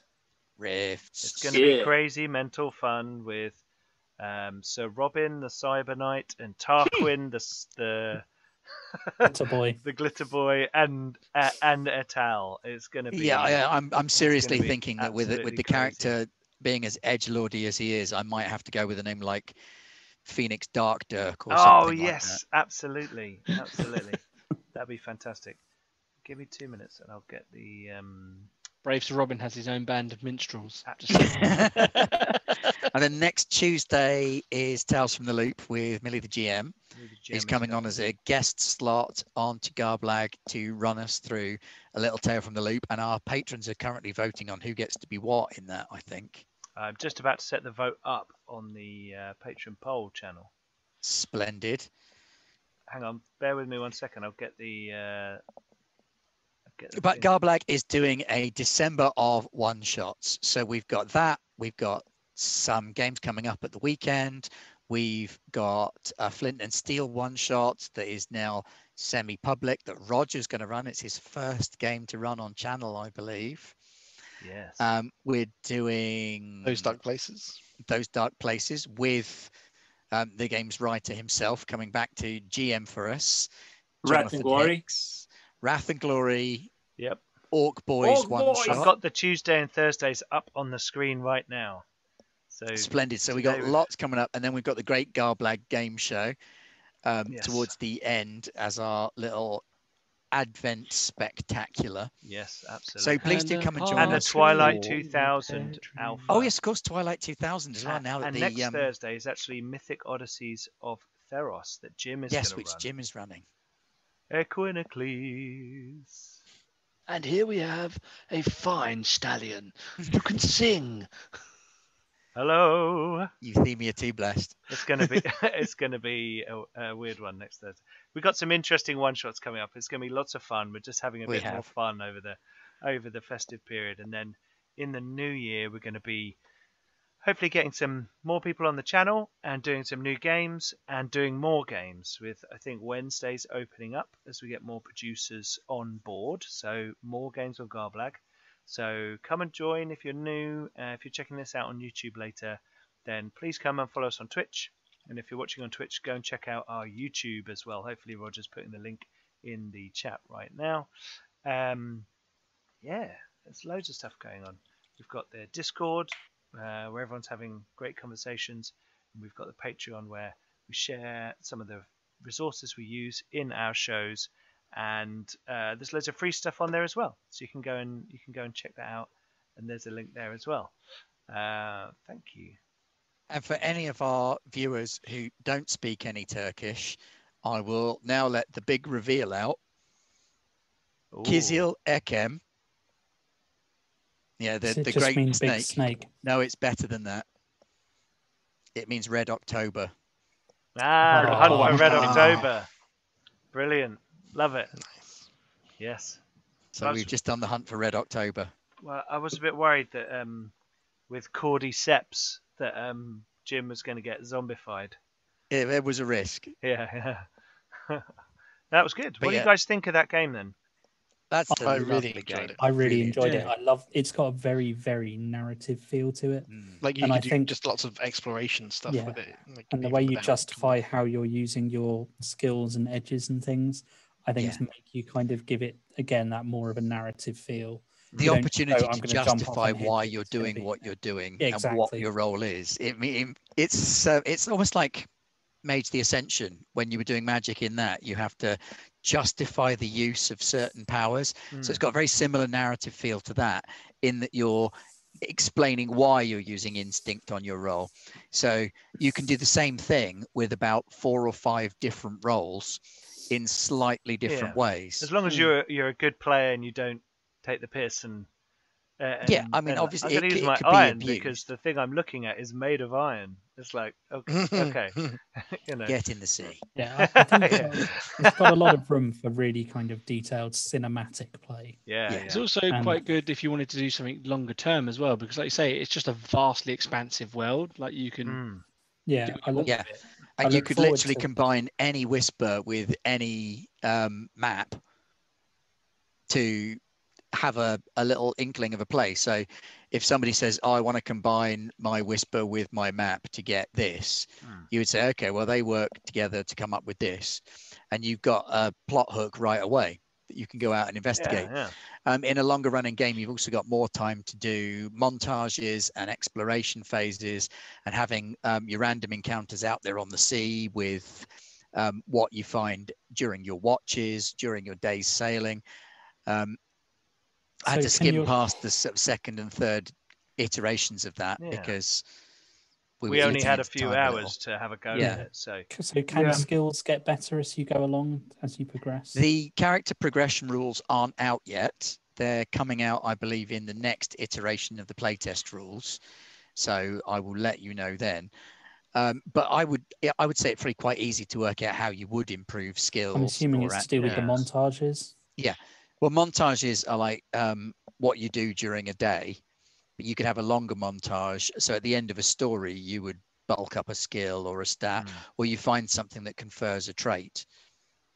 So while you've just lost your ship, for example, you might now get your hands on that merchant ship and turn that into something a bit more useful by scavenging what you can from The rest of the it. wheel sticking and my bolting ancient it engines onto on it their or something ship like and that. Yeah. sticking your ancient engine on there and Yeah, doing cool. odds and sods like Quite that. like is you're given a very obvious step to have a length of time between encounters. So whereas some games you play, it's like you could be like an alchemist type, and you're like, well, I want to craft something. It's like, yeah, but you're in the middle of camping, and like there's only technically like 10, 30 minutes between your encounters. Whereas this, you can quite justify going, okay, you're going to be sailing for 2 days. So what do you guys want to do? I really like the idea of tracks as well. We didn't make the maximum use of it here because it would need like a bit of scratch paper but you could say, okay, so you've got a 4-track journey ahead of you, and you just mark each one as you successfully complete it. And it works on your traits and abilities and stuff as well. So you've got advantages that you can use a certain number of times before you have to refresh them, repair them, tidy them up and stuff like that. And then you've got like a lot of synergy between different characters. So if you've got a character who can repair things, it works really well with someone who uses stuff a lot to smash stuff up. So having a rattle hand in the group, like Zika was playing, is really, really useful, especially in a long-term game, because then when your stuff starts to get damaged, then the rattle hand can spend their montages fixing the stuff that got broke. So you want to protect your rattle hand in the fight scenes so they don't take any damage that needs a montage to heal. So what do And you hackers can do? I picked it because it sounded cool. Say again? What are hackers? What are they supposed to do? Because I picked it because it sounded cool. Yeah, it's basically a lumberjack. It's sort of like a lumberjack. Yeah, it's like the fighter equivalent of a lumberjack. Hackers clear out a path for other people to follow. It's a pathfinder. Oh, okay. Kind of role. I'm a So it's lumberjack, you know, I don't So So care. literally hacking It's down the plants. scout fighter kind of thing. You go out okay. in front of settlers and you make it safe for settlers to come there. Okay. If I'm a scout fighter, I probably want to work on getting anything that could give me observation. Right now, I've got nothing. Yeah, I really like how colorful and exotic the setting is. It's really like it really lets your imagination flow. And it's very unique. That's Yeah. okay. Yeah, ships traveling through treetops is Yeah. just from they're getting off point, and then suddenly the races are cactus people, spider colonies that exist in the shells of people. Manipulate. One of the And Tesla you can really do crazy powers is called skin lottery. And you won the skin lottery, and therefore you have an intact skin and can pass as a member of one of the other races. Yeah, well, I was amazing aiming for the Frankenstein guy. Like when you created this character, I was like, oh, Ben was reading my mind. Like, yeah, there wasn't. I have some ideas for the character, but there just wasn't enough time to implement everything. Yeah. This game is. I love it, and I'm really. So I think someone said earlier that they're hoping to open up late pledges on the Kickstarter they ran. I genuinely hope they do because I really know. I think they will. I want the rule book. Yeah. And yet, like I said, they hit 750% funding. So they know there's a market for it. It's clearly been very, very popular. Their Discord is just mental. You can't get in there without everything just like overflowing with people discussing ideas and coming up with plans. So we'll probably throw a link for their Discord in as well, if that's all right with you, Pete. Yeah. And it's all right with them because, but you can also find it from their website and from their Kickstarter. So there's plenty of signposts that point you in the right direction. And I hope that if they were watching tonight, that they feel that we did the game justice in our own inimitable way. Yeah, I think there were on the screen for a time. Sorry, I just remembered the mushroom thing again.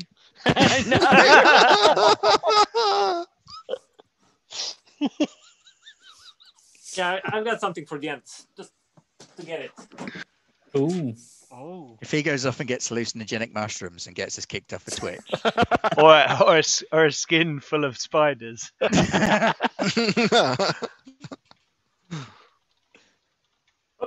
Oh, Oh, he knocked Camera. over his iPad. Ah, here it is. Hey, big ass mushroom. Hey.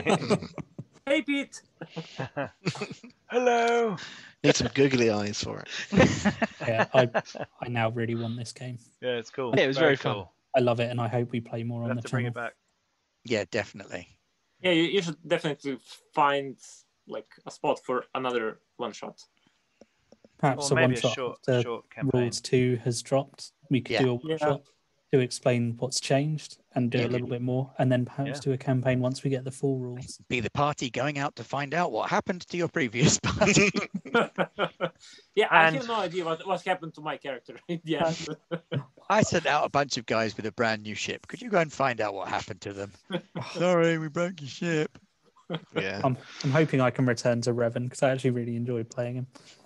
They're based in the UK. Cool. Yes, I believe so. Yeah. I think the publisher's American. And if they want a channel to stream their game, then they can just drop us a line, and maybe we can do that for them. Cool. I promised to learn the rules better. And we'll will avoid read it. horny mushroom moments. as Oh well. yeah, horny mushrooms. That's Yeah, I think beautiful. we were pretty spot on with the rules. Yeah, I don't know Horny what's is wrong with for you all, guys. not for main. I didn't see anything erotic in what happened. That's on you guys. That's how you read the situation. For me, it was just weird. Thank you, Leon. That wasn't how I pitched it either. Too late. It's out there. It's out there, Ben. Yeah.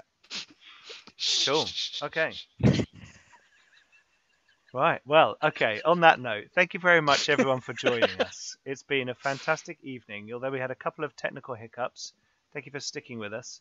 We don't normally have 7 people in the stream at the same time. So thank you very much. On Thursday, we got Rifts. Let me put that image up again. On Thursday, we've got Rifts. Then next week, it's Tales from the Loop and Mythic Odysseys of Theros with D&D 5th edition. And then the week after, we have The Night Before Nobmus in Wrath and Glory 40k role-playing game. And then on the Thursday, we have the Twilight 2000 Alpha. We also have Jonathan Hicks returning with those Dark Places, a Flint and Steel one-shot, Flint and Steel! And we ready and have everything. the Great Garblag game show of Garblags.